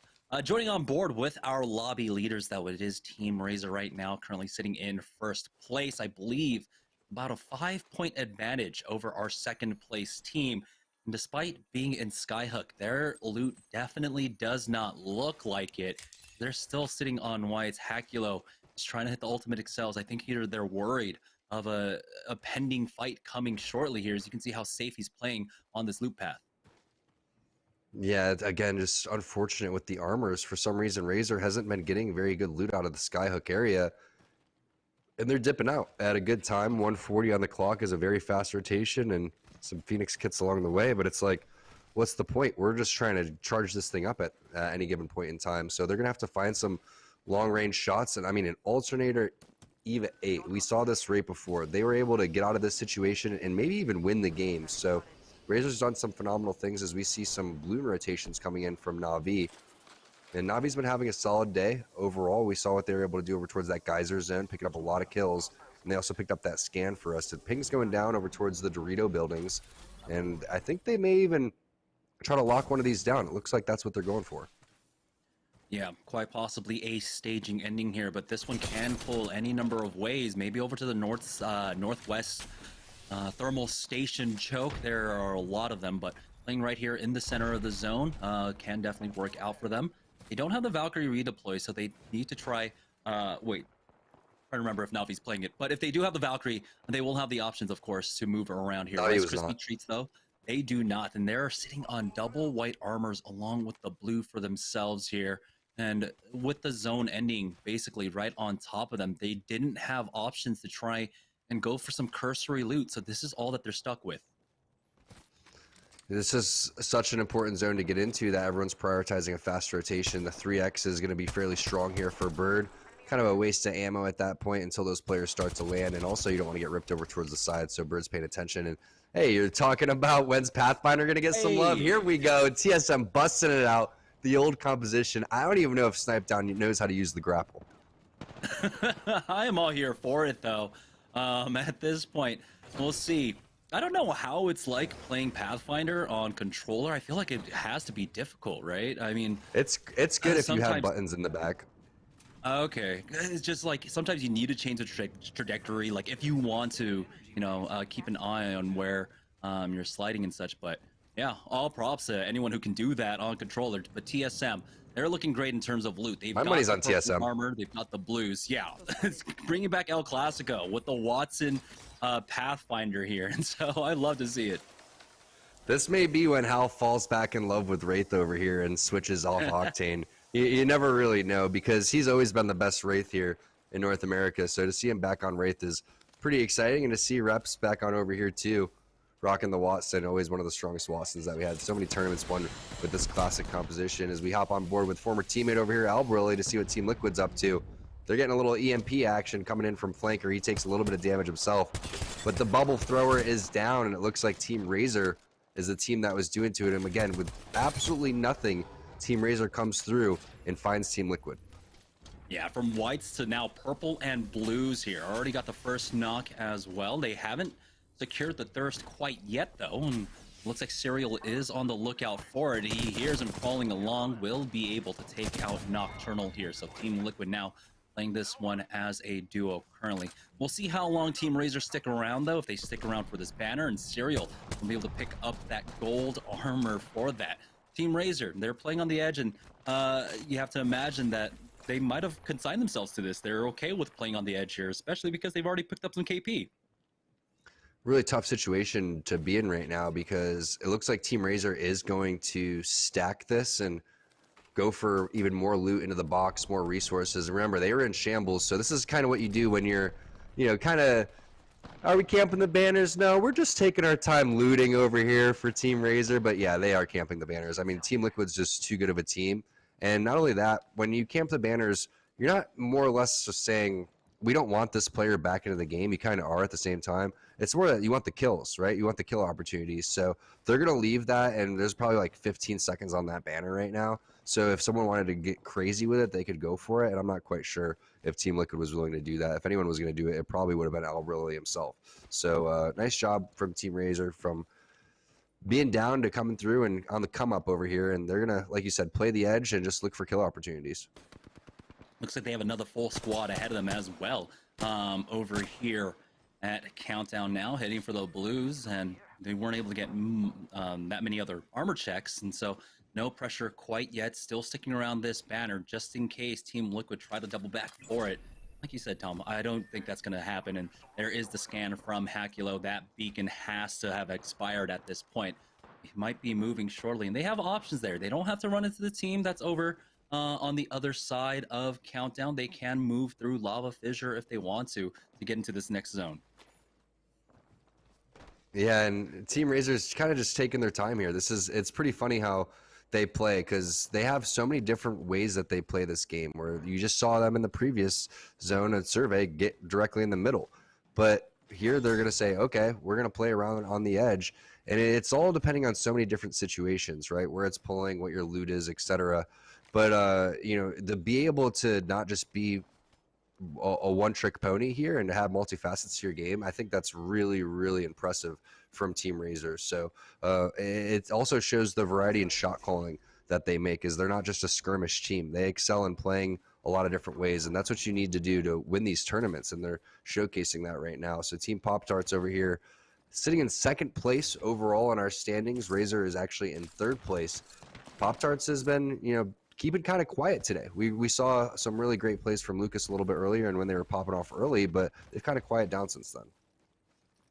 Yeah, we'll see if they can step things up. And remember, they started off the day, game number 1, 22 points overall. They've about doubled that in the last 3 games. So not as much action as they would have loved to have seen. But speaking of action, we still have a lot of teams on the north side. Cloud9 are roaming around looking for these fights. Rockstar not too far away from them, but it's Team Razor looking to finish off the job. They spotted out Flanker, and it's all left to Albert Laley here, as Serial now chasing after him with the rest of the squad. And Team Liquid are going to be the first team knocked out of this game. You can see how confident Serial is, just moving around.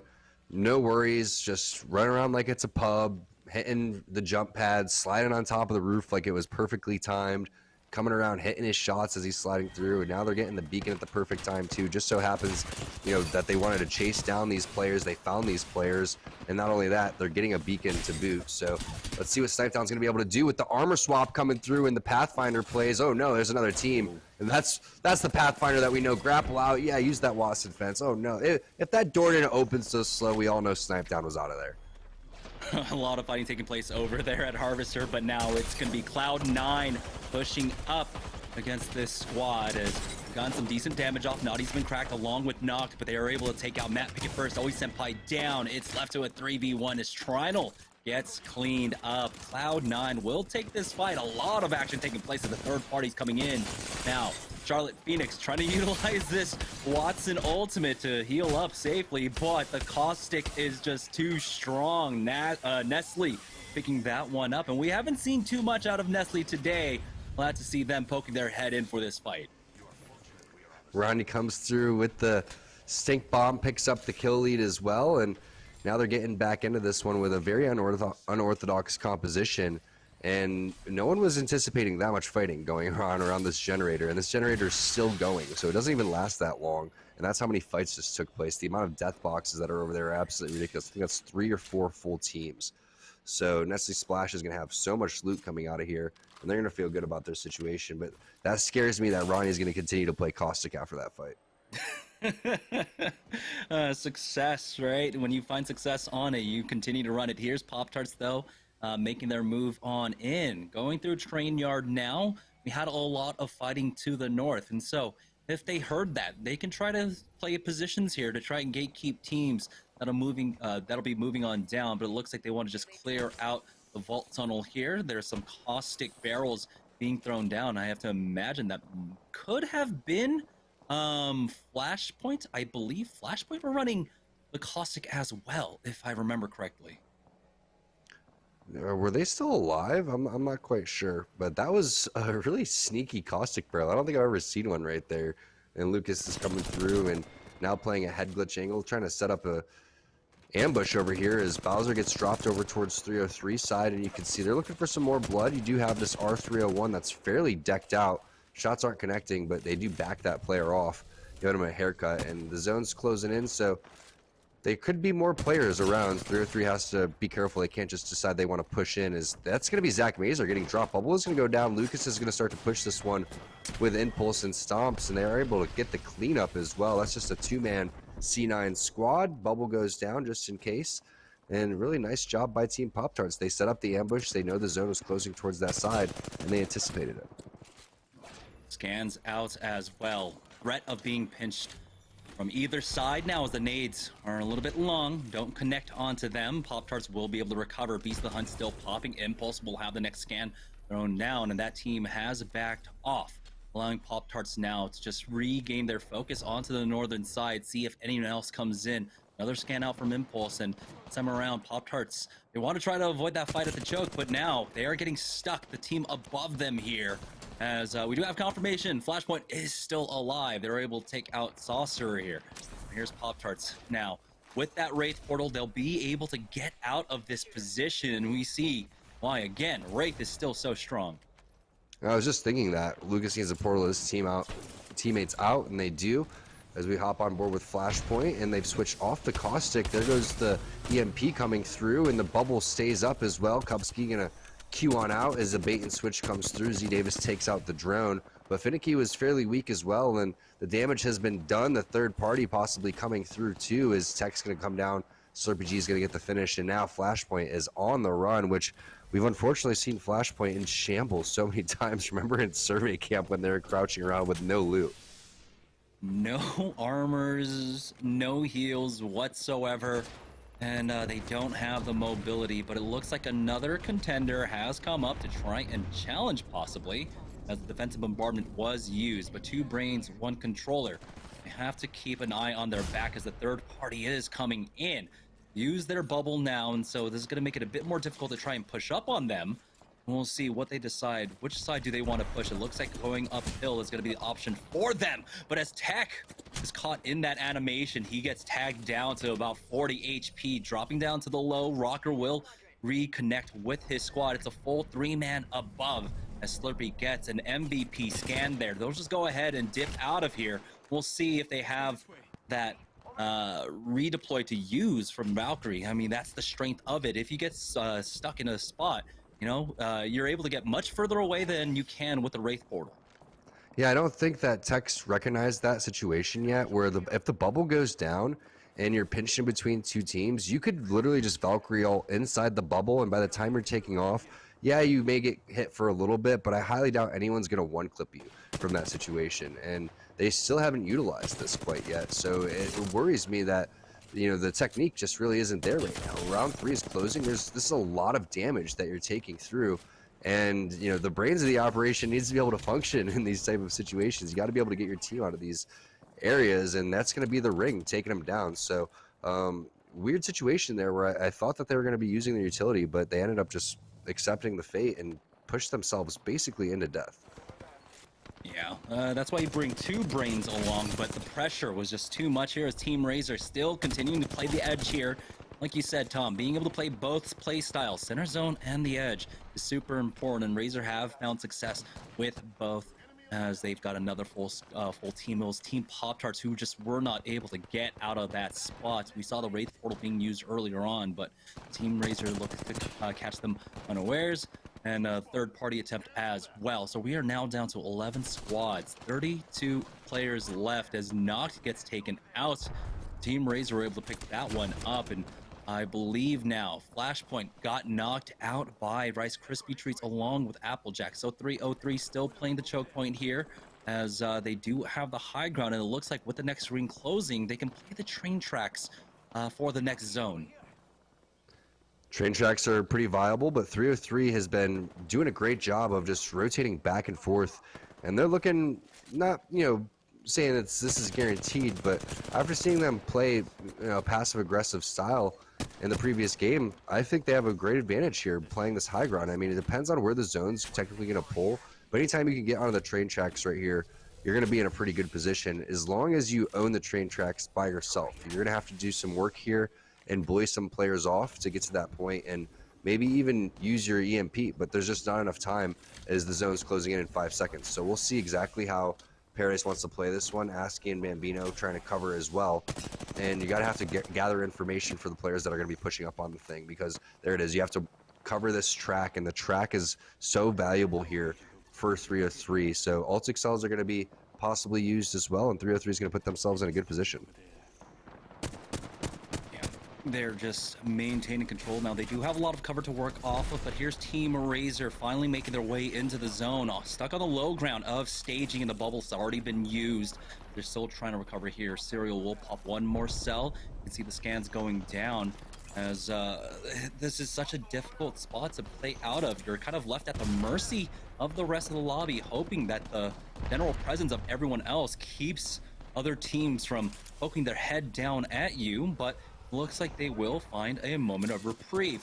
We do have the zone just finished closing here as Hakulo caught going for the scan. Jazz is able to take him out, and here comes the wide swing out as they might actually punish that one. But Team Razor now, Zero Tricky falling, it's all up to Serial.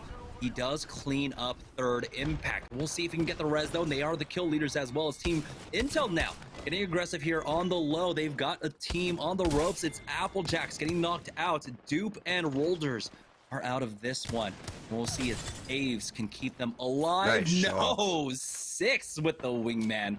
Will take him out. We're now down to the top 6 squads, as it looks like they might have been able to recover on the other side and get the reses. It's crazy when you watch Team Intel. It's like they're doing everything right. 6 is always playing a really good Gibraltar, but things just never really go their way, as Rice Krispie Treats is getting pushed as well over towards the side. This is going to be a good situation for them to get some kill points if they can finish it off, but will the third party come through with the double bubbles coming through? Should be able to get this res off. 27 seconds, more than enough time for that zone to close in, and just a spectator glitch there. They're going to be all right, and they're going to be able to hit some meds. So they own now this real estate on top. As Serial wasn't able to get his full team back in, Intel actually decides that they want to go and push this one, and 6 has some players cornered. There's the bubble, and there's some armor swaps directly in front of him if he wants to hit those. And while he goes to go and heal, his teammates actually go down, but this should be a fairly easy fight for him since they're weak, and he's able to do so. But will the rest of the players push on him now that they understand the situation? 2 players for Team Intel down, and 6 can't really go anywhere because they have the high ground on them. And Navi looking down, not ready to commit quite yet, but it looks like Kuya was able to get the angle and take him out. We are now down to the top 3 squads. It's going to be a full 3v3v3. We know Navi's alive. Who are the other teams in the lobby here?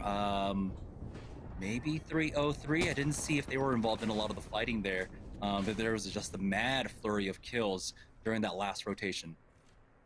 Could be Ronnie sighting over here. You do have the caustic barrel over towards the middle. I'm not quite sure if Nestle Splash was able to make it throughout all of this chaos, but good job by Team Intel picking up some kills, and that's the situation that we see Team Intel in a lot of times, where a lot of good decisions get made, but these teams have just really great party positions on the high ground, or something happens where a third party comes through, and now we get a chance to get the overlook of where these teams are, and it is Ronnie on that caustic, fresh off of being the kill leader. Probably not the kill leader anymore because the game has unfolded a little bit faster than we were anticipating, and we'll see what the play is going to be here. We actually saw a very similar ending yesterday where teams were playing Valkyrie. They took to the high ground, flew up, and then came in super late and blocked the doors. That was actually 2 brains, 1 controller. And you're going to have Rice Krispie Treats over here towards the side. Team Razor yesterday was forced on the low ground, very similar to what they did in this game, and they fought their way out of it and came back around and got 2nd place, I believe. But this is a really interesting situation because this should end, I believe, where Ronnie and his team are on Nestle Splash.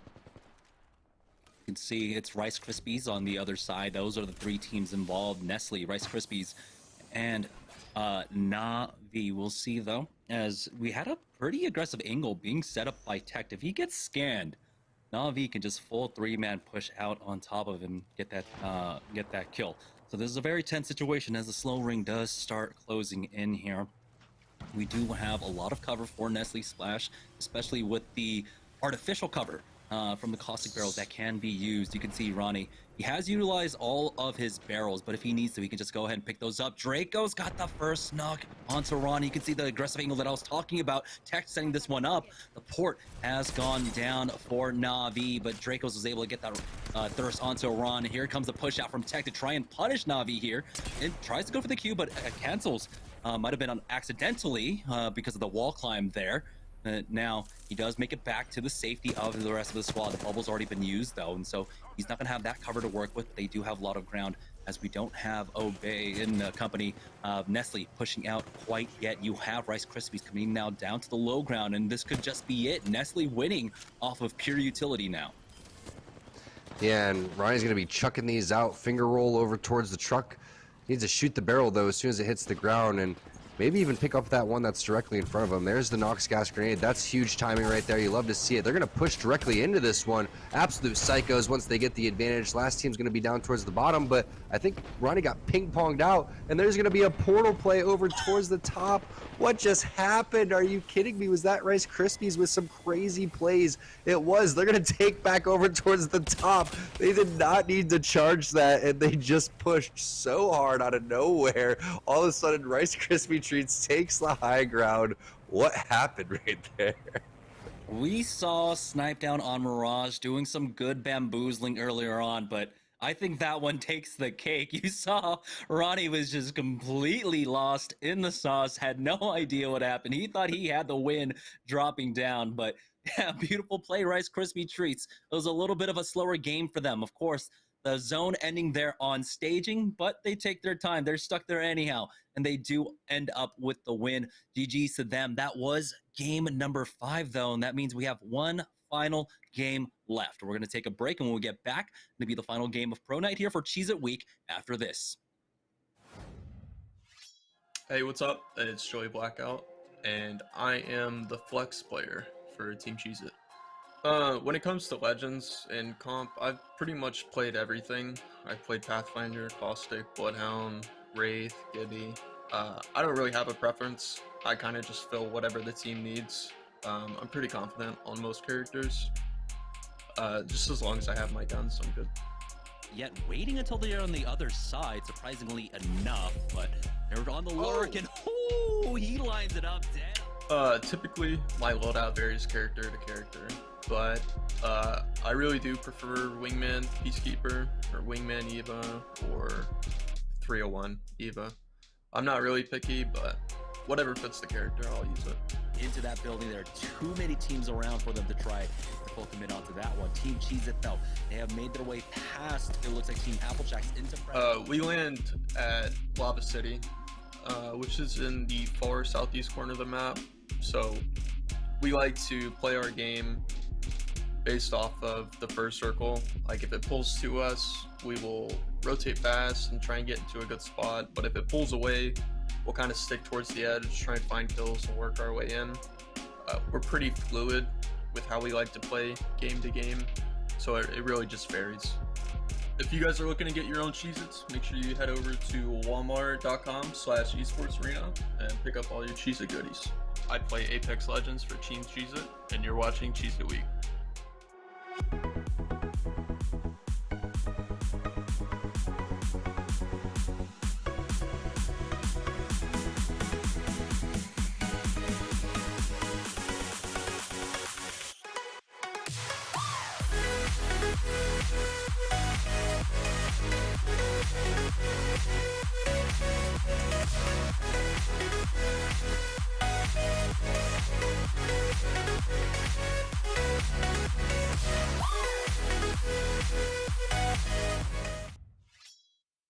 Welcome back, ladies and gentlemen, as we continue Cheez-It Week here on Series E. I am your host, Yeso, and we're really getting down to the wire. Game 5 all done, just one more to go, and I know Luke Shimona Hebrew is out here in the office sweating right now. Razor got their first place stolen from them last night by Team Intel, and the question is, will it happen again tonight? You're going to have to stick around for Game 6 to find out, but let's check out our post-game stats here for our 5th game of the day. GS Bird and the RKT boys able to grab the win there in game number 5.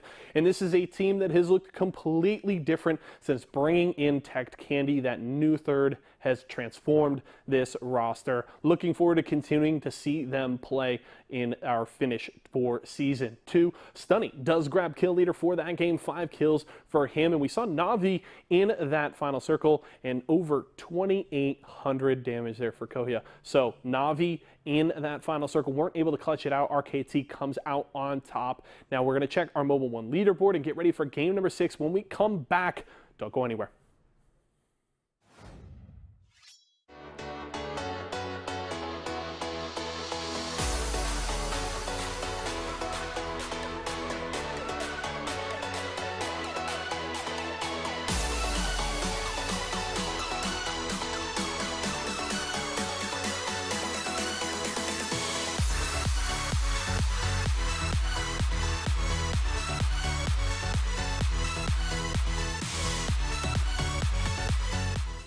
They're taking the height from us. We need to climb up here. Climb up. I'm gonna bubble. Hey, heal up. They're about to fight. Get ready. Shoot them. I'm pushing. Pushing. 1 down. 200. 3. 100. We're all dead. Good job, guys. GG's.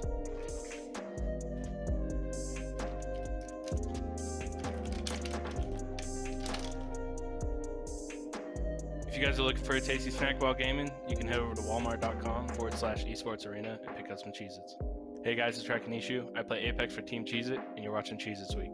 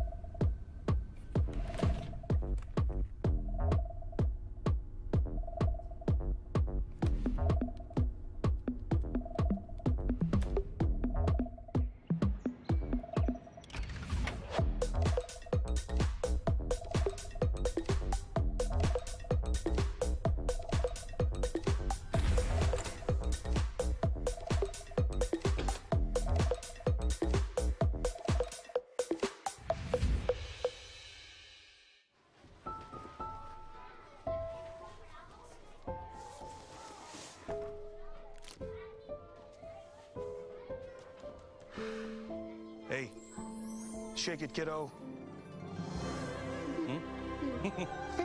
Love Dad. Oh.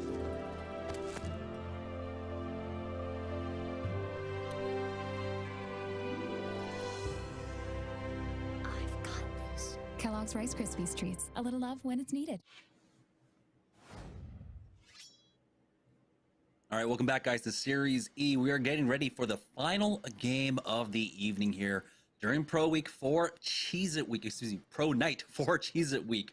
If we had a full week of pro games, that would be fantastic. But it's our final game here, and we have 1 week left after this as well.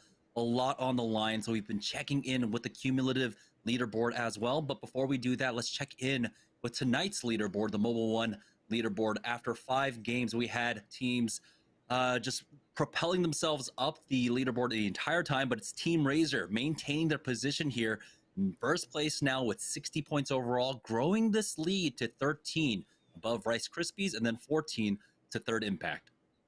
Solid job by our 2 partner teams over towards the top, and it's, you know, unfortunate that Rice Krispie Treats started picking it up towards the tail end of this season, and we got to give props to Team Razor in first place. But I just want to touch base on how well recently in the last 2 or 3 weeks Rice Krispie Treats is really starting to put it together.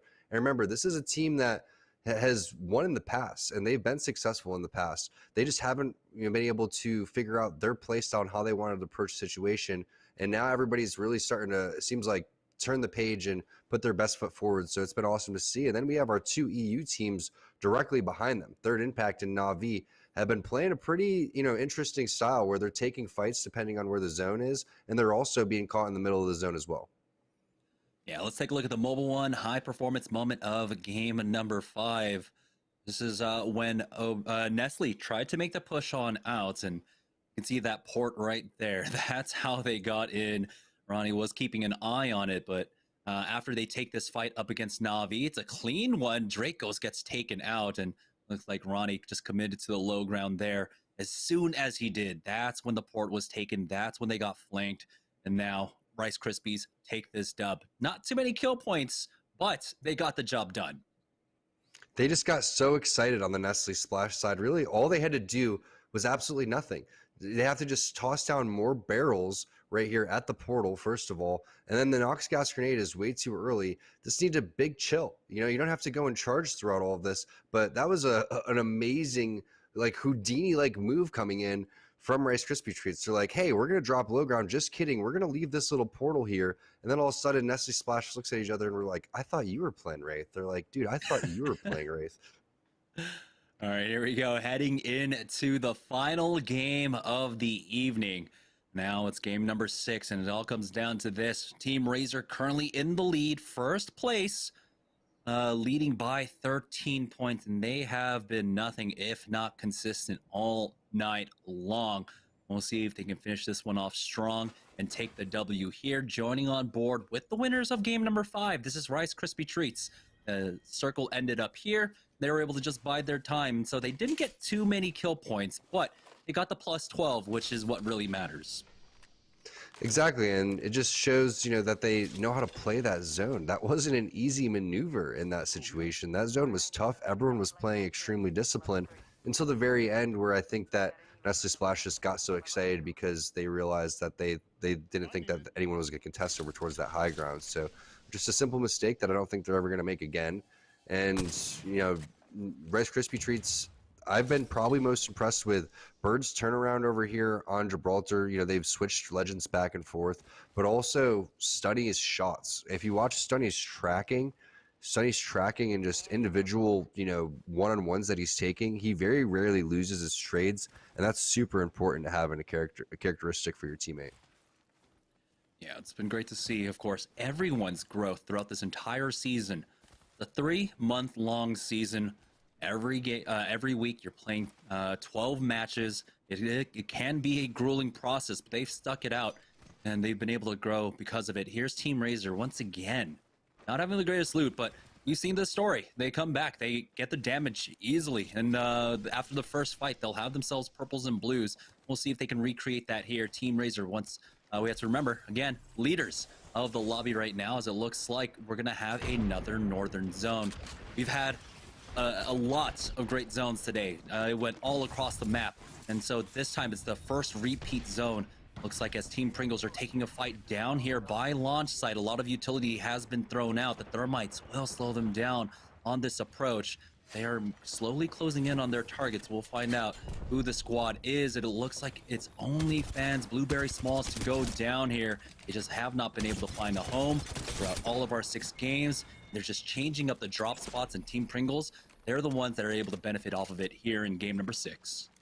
It's the most difficult thing about tournaments in general, and this is tough when any type of situation, a scrim, etc., where you can't find your landing spot, you're going to struggle no matter what, because the teams have their loot paths down, they're confident in their spot, and then you're just constantly looking for loot. As we do have 2 brains, 1 controller in a skirmish. Now it's up to Slurpee G here with the flatline. Nice job bobbing and weaving over here with the strafe, and now he's going to elect to punch, but the gun just a little too strong for Kuya. Navi's going to survive.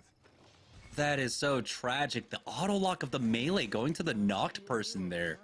As you can see, Kuya was literally 1 punch away from going down. I respect it. It's just unfortunate how the game mechanics work out sometimes. Navi are the ones that end up winning this, and doesn't seem like a third party is coming in. Navi with the +3. We're now down to 18 squads as the first ring will start closing now. Does he play controller? Was that a auto lock controller melee in that instance? That could have been the instance right there, or it could just been a miss because of the knockdown shield. But the knockdown shield just proving useful right there for Na'Vi, and they're still in this one. As third impact, they're showcasing us what type of zone this could be, and they're trying to hold down Cloud9, who's making their push. There goes the bubble so everyone can heal, and we've seen this before. Once the pro teams get the advantage, they reset, they heal up, and they're going to get right back into this fight, because it's not just one fight. It's going to be a second and third team that push through here in these instances. And right now it's going to be Team Rockstar. I think it's like, all right, if Snipe Down is playing Mirage, I'm playing Mirage too. Yeah, but they need to get out of there. No, the jump pad misses the platform, but he does get behind cover there, and that was so close. He survives with just barely. Won't be able to bat up and slowly back away as yeah, Rockstar are holding down this tunnel for now. They have to be careful. They try to come in for the third party. We know the number of teams that come out of Skyhook as well. Team Razor being one of them, but they are fighting over here at Survey Camp instead, trying to make their way on in. Bubble has been used, but it's not for the entry now. They've got 1 separated here on the left-hand side, and it looks like Applejacks are knocked out. He even had a fill coming in, it seems, the last minute. Kimchi Lee, thank you for joining in, but your time here is done. Yeah, because Team Razor is just non-stop action. They're looking for fights all over the place, and that's not too far from where C9 is over here grabbing that banner for Zach Mazer, trying to get their team back into the game. But it's going to be difficult. They're going to have to go so far from this area if they want to get the res, maybe even further than the back of Refinery, like Overlook status, because, or you could just do that too, kill everybody over here if you're knocked. I mean, that always works too, just 2v3 everybody, and he's like, who wants some? Well, I'm ready for more. You guys want some too? Why not? They don't have as good armors. Just keep going for it. C9 is not slowing down. They do not care. They're trying to get their boy Zach back into this game. And if they win this, they have the res beacon right there along with all the loot. Holy hell! What was that, Cloud9? They have to back away, though, as the fourth party is coming in. They've got the armor swaps, and they might not be able to hold this position, but you know what? I am not going to bet against them at this point. Noct feels it as well. Here comes the EMP, and he is going to be slowed down, and never mind. Caster's Curse instantly comes in. I'm so sorry, guys. I'm so sorry, Cloud9. I don't think it's the Caster's Curse. I think that, you know, if anything's going to slow you down, it's going to be EMP, and it's going to be a team like Liquid who's taking this seriously. They're going to go in and make sure that they're doing everything that they can one by one to take over this spot, because this is the game-winning spot. But at a certain point, Zach is screaming at them, just keep going, just keep going. You guys got this. And Noct's going to be like, all right, I do got this. I'm going to even full send it into an EMP and take an angle that's completely off. So ridiculous plays there from C9, and I wanted to see him do it, but again, flanker, nice EMP. I think that's what it took to slow down Noct in that situation. Yeah, and the thing for Cloud9 was, you know, they slowed down after game number 1. I believe they had 39 points overall heading into this game, putting them 21 points behind Team Razor. If they wanted the dub, they needed to fight every fight that came at them. They needed every single kill. at this point. So I completely respect it. But yeah, Team Liquid now are able to move in. This is what we're talking about. Coming in for the third party behind Rockstar, and they were able to just gain position here. This is the God spot. We know this ring. We've seen this pull so many times. It can go over here, but it is starting to look like it might still go over to Survey Camp. Never know, but there's so many death boxes over here that Liquid's going to be completely fine with their situation, and scans are going to come through. Teams are going to push from the same exact position that they came from, but one player is going to have to watch over towards this northeast side. So you can't have all of the resources over here, but they're doing the right thing right now, taking the armors out of the boxes, putting them on the ground. And we do get a circle pull away from that area, so they are going to have to make their move, and pings are going down towards that side that one player is supposed to watch. Surprisingly, nobody really knows that zone is going to pull back towards there, so a lot of our players are actually fooled by this one. Let's check out this way.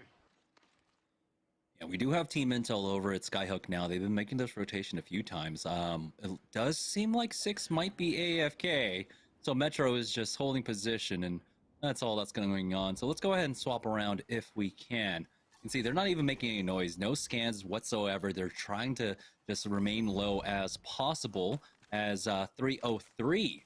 We have a great spot here. This is the position we saw basically Team Intel, Team Liquid, excuse me, playing off of, and I believe this was also the same place where 303 ran some trouble when we had our last Survey Camp circle.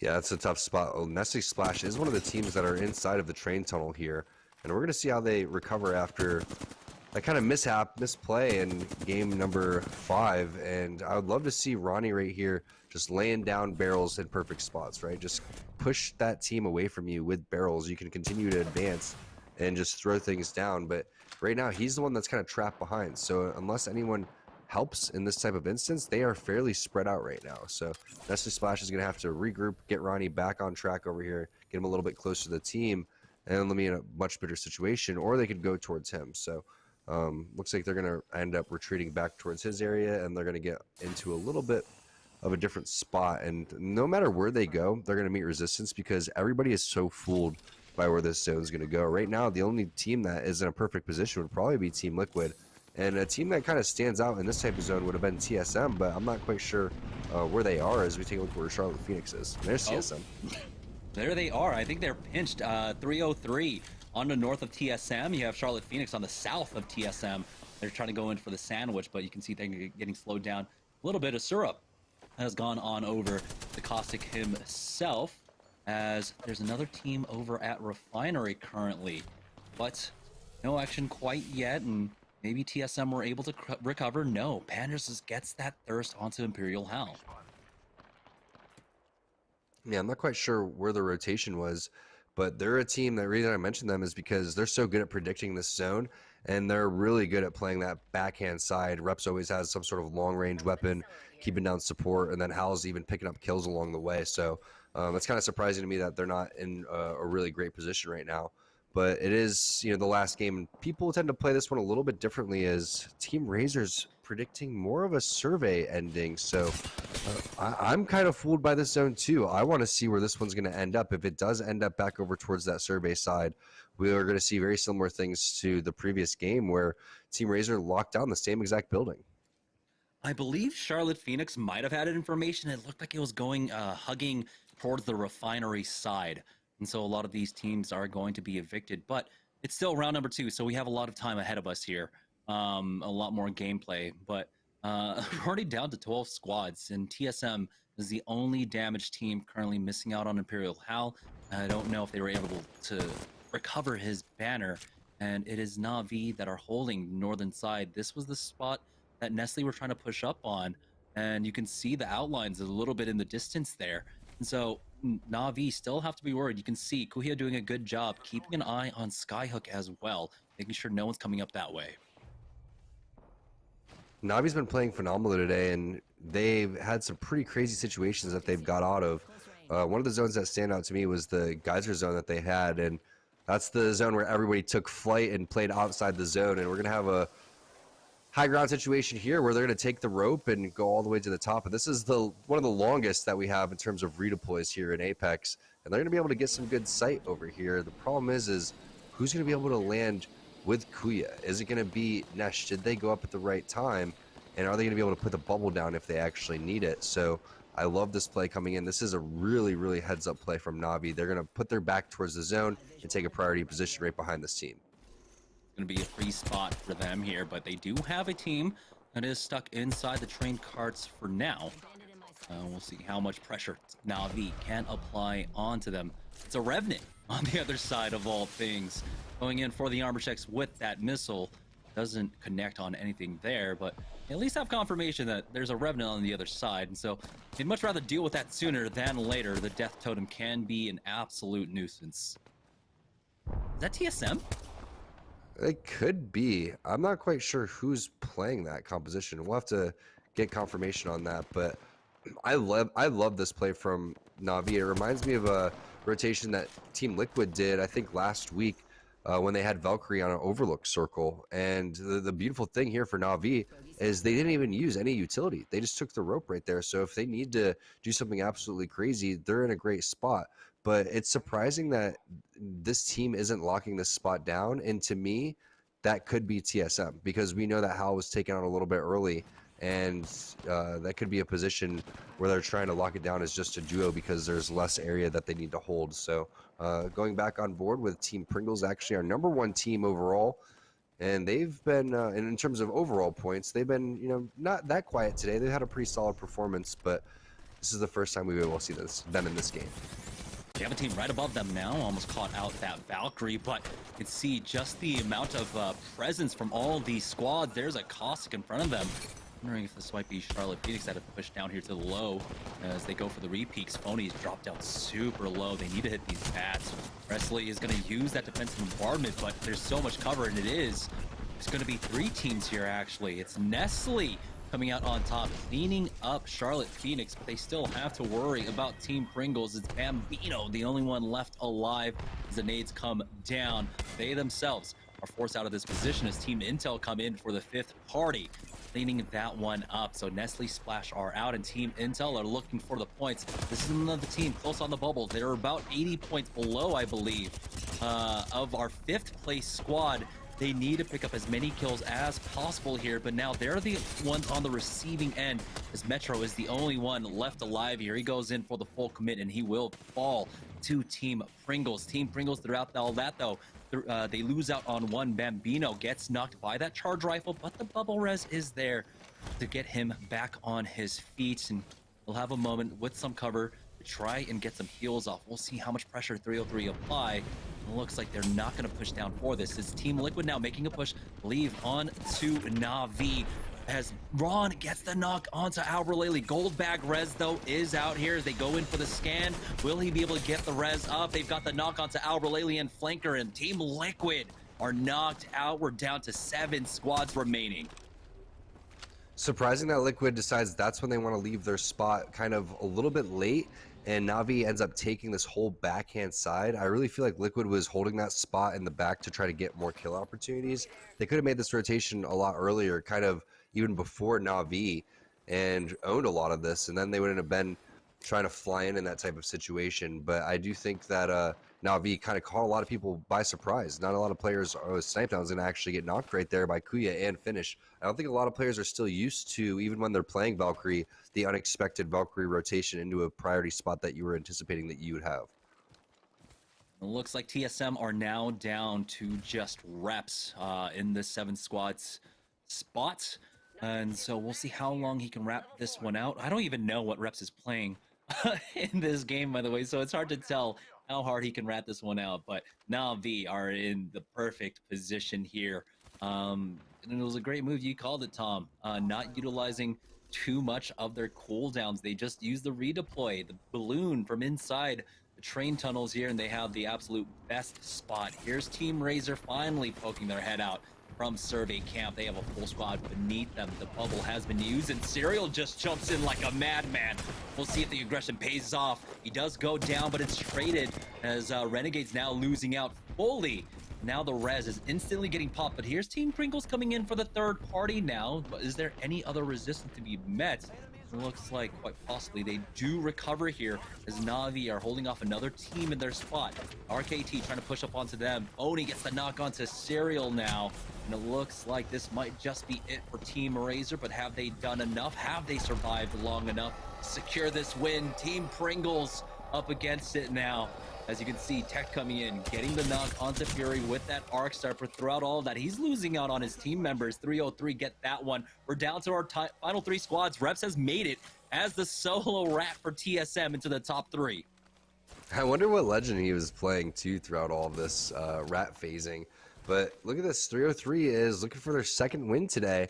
And they've been looking fairly strong. This could be, if I'm not mistaken, it was third impact in Na'Vi in 3rd and 4th place, but we're not even quite sure where 303 has been lying. So our EU team's really showing up today, and there goes Reps ratted out over towards the corner. 303 is going to have so much loot to work with, and they're going to be going up against their not rivals, but I guess they're Amiya friends over here in Na'Vi. It's going to be fun to watch because Nesh has this high ground rock right here to work with. And then 303's got this entire mountain to work with, but Reps is technically on Navi's side, so we'll see if he kind of plays spoiler to this fight.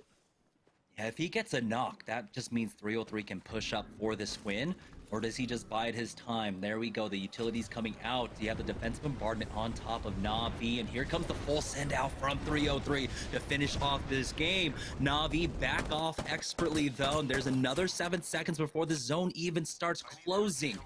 So there's time for the reset here between all the teams. Looks like a lot was used there, and they're keeping an eye over to the eastern side. That is where Reps is currently playing off of, and we do have final confirmation. He's on the Octane. Somehow still alive with that gold armor. He's been spotted out, but here we go. Ring closing in. It is ring number 5. This one's a faster one, and we'll see if he can walk in. So this is really tense. Jump pad out, and we'll see who picks up the kill point as well. I think is the more surprising part. And he actually gets back into the safe spot. Oh no, Arcstar. He gets the sell off though. Maybe he survives. Another Arcstar down, and he actually lives. And oh my goodness, there's an opportunity here for him to come in for the third party. He's gonna get the syringes off with the gold armor. This is crazy, Tom. Yeah, he's kind of surprised he's alive too right now, but the problem is that they've kind of sent it on each other, and they're a little bit worried about the rat, but I think that Na'Vi is going to be disciplined enough to kind of wait this one out, and they're going to deal with the rat first. I mean, you never know. The thing is Reps has an opportunity right now, and that's all you could hope for, because no one really thought that he did, but he's making this thing extend a little bit longer than these teams were going to hope for, because there's full 3 squads, and they're like, what's going on here? How is Reps doing this? You see a lot of the ultimates have been used. Both defensive bombardments are now on cooldown. Kuya has his redeploy, but this isn't that same kind of situation in the late game where you can really use that for the late game scramble. It's just a rat on the other side. They can deal with it really quickly if you go for that. And so now Na'Vi, a lot left with too many options. No Beast of the Hunt either. Ron Scan comes out, and it looks like they're going to go ahead and deal with Reps. We can see if he rats this one out into top 2, but it looks like they're on the hunt for him. He's trying his best, and it's Kuya that picks it up for Na'Vi. Here we go into the final 3v3 fight. Ron does take some damage. The bubbles have been used from either side. Neither of them will have it for about another 10-15 seconds here. Kuya will have his missiles to use at the very least if he needs to slow down 303. The HP advantage going in favor of Na'Vi right now as they are sitting on triple red Evos, but here comes the full heal out from either side. Again, a lot of posturing out. It looks like Na'Vi are slowly creeping up, and we have the flank coming out as well from Nesh. He's got some cover to work with. He's trying to find an angle on them, and now they're full pushing out onto him. You can see he narrowly dodges that. Arcstar's there, forcing them out of position as Paradise does have the headshot. They lose out on 2, and Na'Vi are just one last kill from cleaning this one up. Paradise left in the 1v3, but it will be 303 to take the win. And that could be enough for Na'Vi to potentially, take it overall based on the amount of points that they had. I think they were sitting in 3rd or 4th place. What a job by both of these teams towards the tail end, and including Reps. I mean, Reps rad that out perfectly, and you think that you have a chance there, but that is the right play coming in for 303. They're going to turn their focus over there. They're going to take the rat down, and then all chaos kind of breaks loose, and then it slows down a little bit. Both those teams, all 3 of those teams executed that perfectly. Yeah, let's take one final break while we tabulate the results.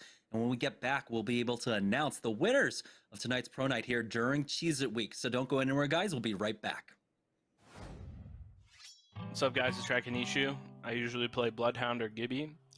Usually varies, though. We like to experiment with a lot of different comps and a lot of different play styles. I think that's one of the strong suits of our team, is that we have a lot of experience on a lot of different characters. So you might catch me on Bangalore, you might catch me on Gibby, who knows? If they're starving out on some materials right now.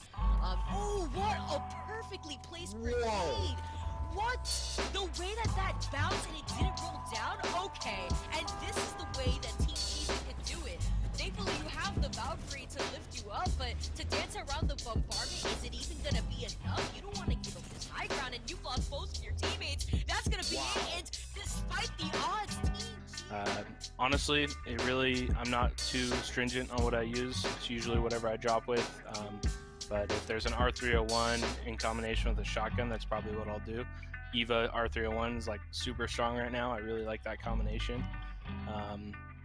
The only gun I really try to avoid is probably the Scout. I just can't figure that thing out. I know it's super strong, but it's just not my type of gun.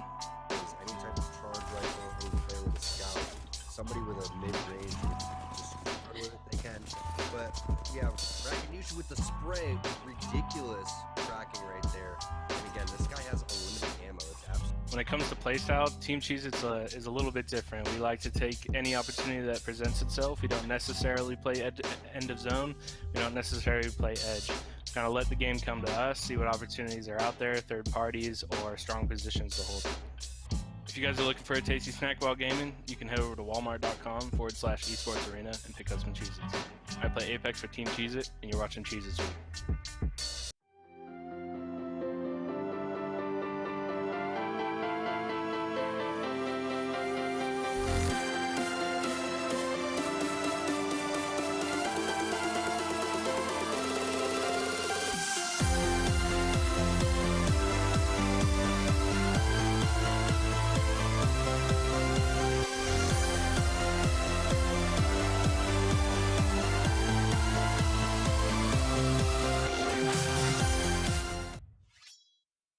All right, folks, welcome back to the Esports Arena Orange County studio. Yay, so here getting ready to close out Cheez-It Week. Our sixth game is done. Navi coming out on top there, and it's definitely going to be a very interesting look at our Mobile 1 leaderboard when we head back to Jamerson and T-Squared in just a little bit. But let's check out our post-game stats here for our final game of the day. Obviously, Navi leading the way, and Koya has been crushing it today, has been showing up all over our post-game stats. Obviously, IGL for the Navi squad and over 2,600 damage in that game. But a little taste of Team Pringles here on our final stats check of the day. 5 kills there for Phony, one of those contenders for Mobile 1 High Performance Player of the Season, and near the top of those Slayer standings. So Phony, great performance there from Pringles as they close out Cheez-It Week. Remember, we've only got one more week left of this season. It will be Pringles Week next week. So 2 more days of Series E competition here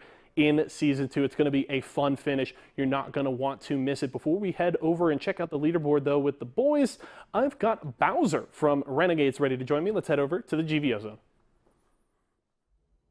Yo, hello. All right. Hey, Bowser. How are we doing, my man? Thanks for joining me here today.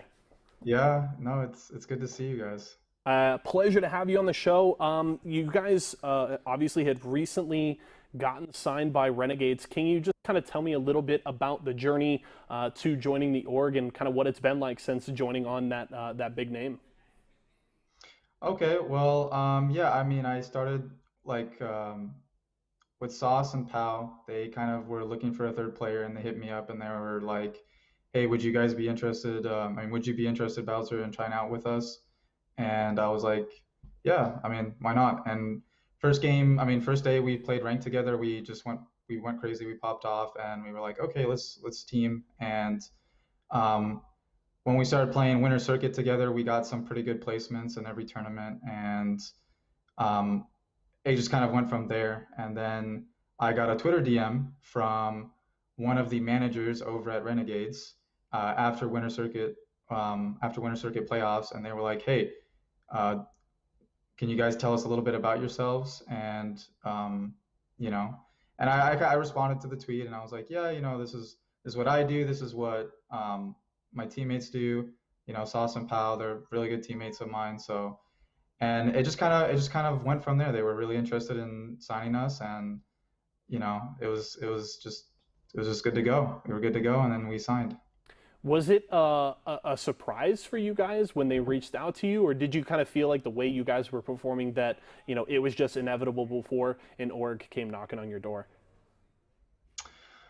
I think our performance in Winter Circuit was pretty strong. Like as far as like ALGS points go for Winter Circuit, like we were top 5, I think, or something like that. Like it was a really high, like just for the circuit, like our ALGS points were pretty high. So I think like off of our consistent performance, like just as a team for, you know, for the first like 3 or 4 months we were together, like I think it was definitely worthy of an org, and I'm very happy for Renegades noticing us and you know, giving us the offer. So Well, it's definitely been fun to watch you guys since you've debuted on Series E. You guys now have a few weeks under your belt. What are your kind of general thoughts on Series E so far, kind of the format, the league, and what you've seen through just your first few competitions? I mean, so far with E-Series, I personally enjoy it. Like I enjoy playing it. It's good practice for all of the pro teams, and it's nice sometimes to play. Even though like me personally, like I sometimes kind of don't like playing against the EU teams. Sometimes it's also nice to just get a chance to play with them once in a while. So, I mean, format-wise, you know, you have the typical ALGS format, 6 games every week. So it's something to look forward to. And I know, like, I don't personally play in the opens, but I feel like the open tournaments are a pretty good way for new competitive teams to get their feet wet, basically. Yeah, and that's certainly one of the main goals of Series E. Are there any kind of improvements or changes, maybe some new stuff you'd like to see? I mean, off the top of my head, I would probably say like just having the regions separate. That's probably the only thing I can really think of right now for E series. Is just making sure like maybe we have like an NA region or an EU region. And that's just mostly for like the servers, you know.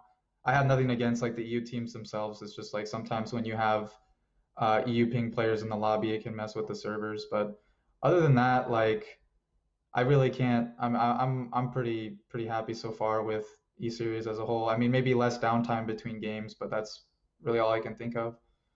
Now, one of the big ticket changes that we saw coming into Season 9 was the addition of the arena mode. Is that something you've put any significant time into? Any thoughts you have on it since it's debuted? So my opinion on the arena mode is I personally love it. I haven't really put as much time into it as I would like to personally. But I think that with the arena mode, like it's just nice. Like it's nice like to have just a 3v3 just death match, and you don't have to worry about other teams. You don't have to worry about zone that much. And it like I think it's nice. Like I wanna play in an arena tournament. Like that's how hyped I am for arena personally.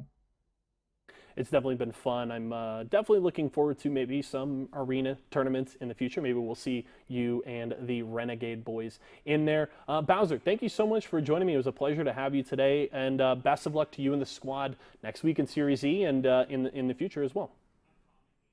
Okay, thank you, man. It was nice talking to you too as well, bro. All right.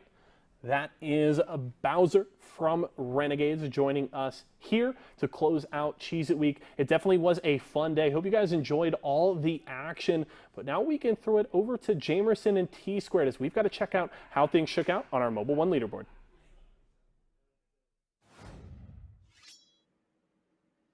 Yep, that's right. 6 games done and dusted, and all comes down to this. Let's take a look at the Mobile One leaderboard. That was a great check-in with Bowser from Renegades there. Again, it's been awesome to see all of the support that's been coming in to the Apex community. Now a lot of returning organizations as well, all leading up to the championships coming up very shortly here. Right now, our concern is, of course, about the result of tonight. We'll have the leaderboard up in just a moment here, and there we go. We have it, Na'Vi! They did it! Oh my goodness! Team Razor Didn't seem like we were able to put up too many points there in the final game, and it was just by 1 point Team Razor get eked out. Yeah, Navi did it. I mean, that was a tough zone, and they played it really well, came through, and they've been playing phenomenal today. So they were able to finally slow down Team Razor, who no one thought it was going to be done. The way that they were shooting against Serial was popping off yesterday. The rest of the teammates followed right there in suit. Rice Krispie Treats had themselves a pretty solid day. But look at these EU teams coming through and showing up today. Big shout out to them. Third Impact, 303 even had themselves a very solid last game as well. Then you saw Bowser and Cloud9. Cloud9 had their moment as well, too. And towards the backhand side where Noct was killing things with Naughty as well, and Zach Mazer sitting there watching. But yeah, I mean, what I'm really stoked about is when Bowser gets his Renegades jersey and they're all playing in person, because that's when things are going to really set off. I mean, all these orgs, they always have the sickest stuff, Cloud9, et cetera, et cetera. And then we all have our Series E jerseys and our overall Series E leaderboard here. And it is Team Applejacks Jamerson squeaking it out by 2 points over Team Cheez-It. Yeah, it was back at a fourth affair all night. But importantly as well, you have to talk about Team Intel. They are not out of the running. We have 12 games left to go in this season, and they have closed the gap just a bit. They were down by about 80 points, 70 points at the start of the day. It's now down to 50. So definitely feasible for them to catch up in the last 2 days and avoid relegation. So these are the 3 teams we're going to be keeping an eye on the next 2 days. Let's go ahead and take a look at the Mobile One high performance moment, our final one of the day. And this was just a great ending. I mean, well, we're taking a look actually at the C9 massacre here, where they were just taking on teams left and right, stood their ground. Rockstar come in for the third party, and they didn't know what hit them. Yeah, the 3v2, I mean, they don't even go for the armor swaps on the ground. They thought they could take this fight, and all of a sudden it just gets turned right back around. We're like, just keep going, screw it. Then the EMP comes through, the Valkyrie missile barrage connects as well. Naughty has to heal. That's a blue armor swap. He needed something a little bit better, so he's going to go on over towards that purple. But things start to go downhill for Noct once he takes that EMP from Flanker. But just great one clips coming through here from Team C9. And again, it's been, one heck of a pro day here, but we got to make sure that we watch for next week too, because it's our last week, Jamerson, and there's 4 spots up for grabs. It looks like 3 of them are already locked down. Yeah, congratulations to Navi for taking first place, and Team Razor getting second place overall tonight. And like you said, Tom, we have 1 week left here in Series E Season 2, and you're not going to want to miss it. A lot on the line, 3 teams on the bubble. Our next show is going to be on Tuesday. It'll be at 5 p.m. Pacific Standard Time, so make sure you set your clocks and your calendars for that. That's going to do it for us, though, so thank you from everyone here at Esports Arena, for all of our partners, and from Tom and myself, thank you all for watching, and I hope you guys have a great weekend. We'll see you guys next week.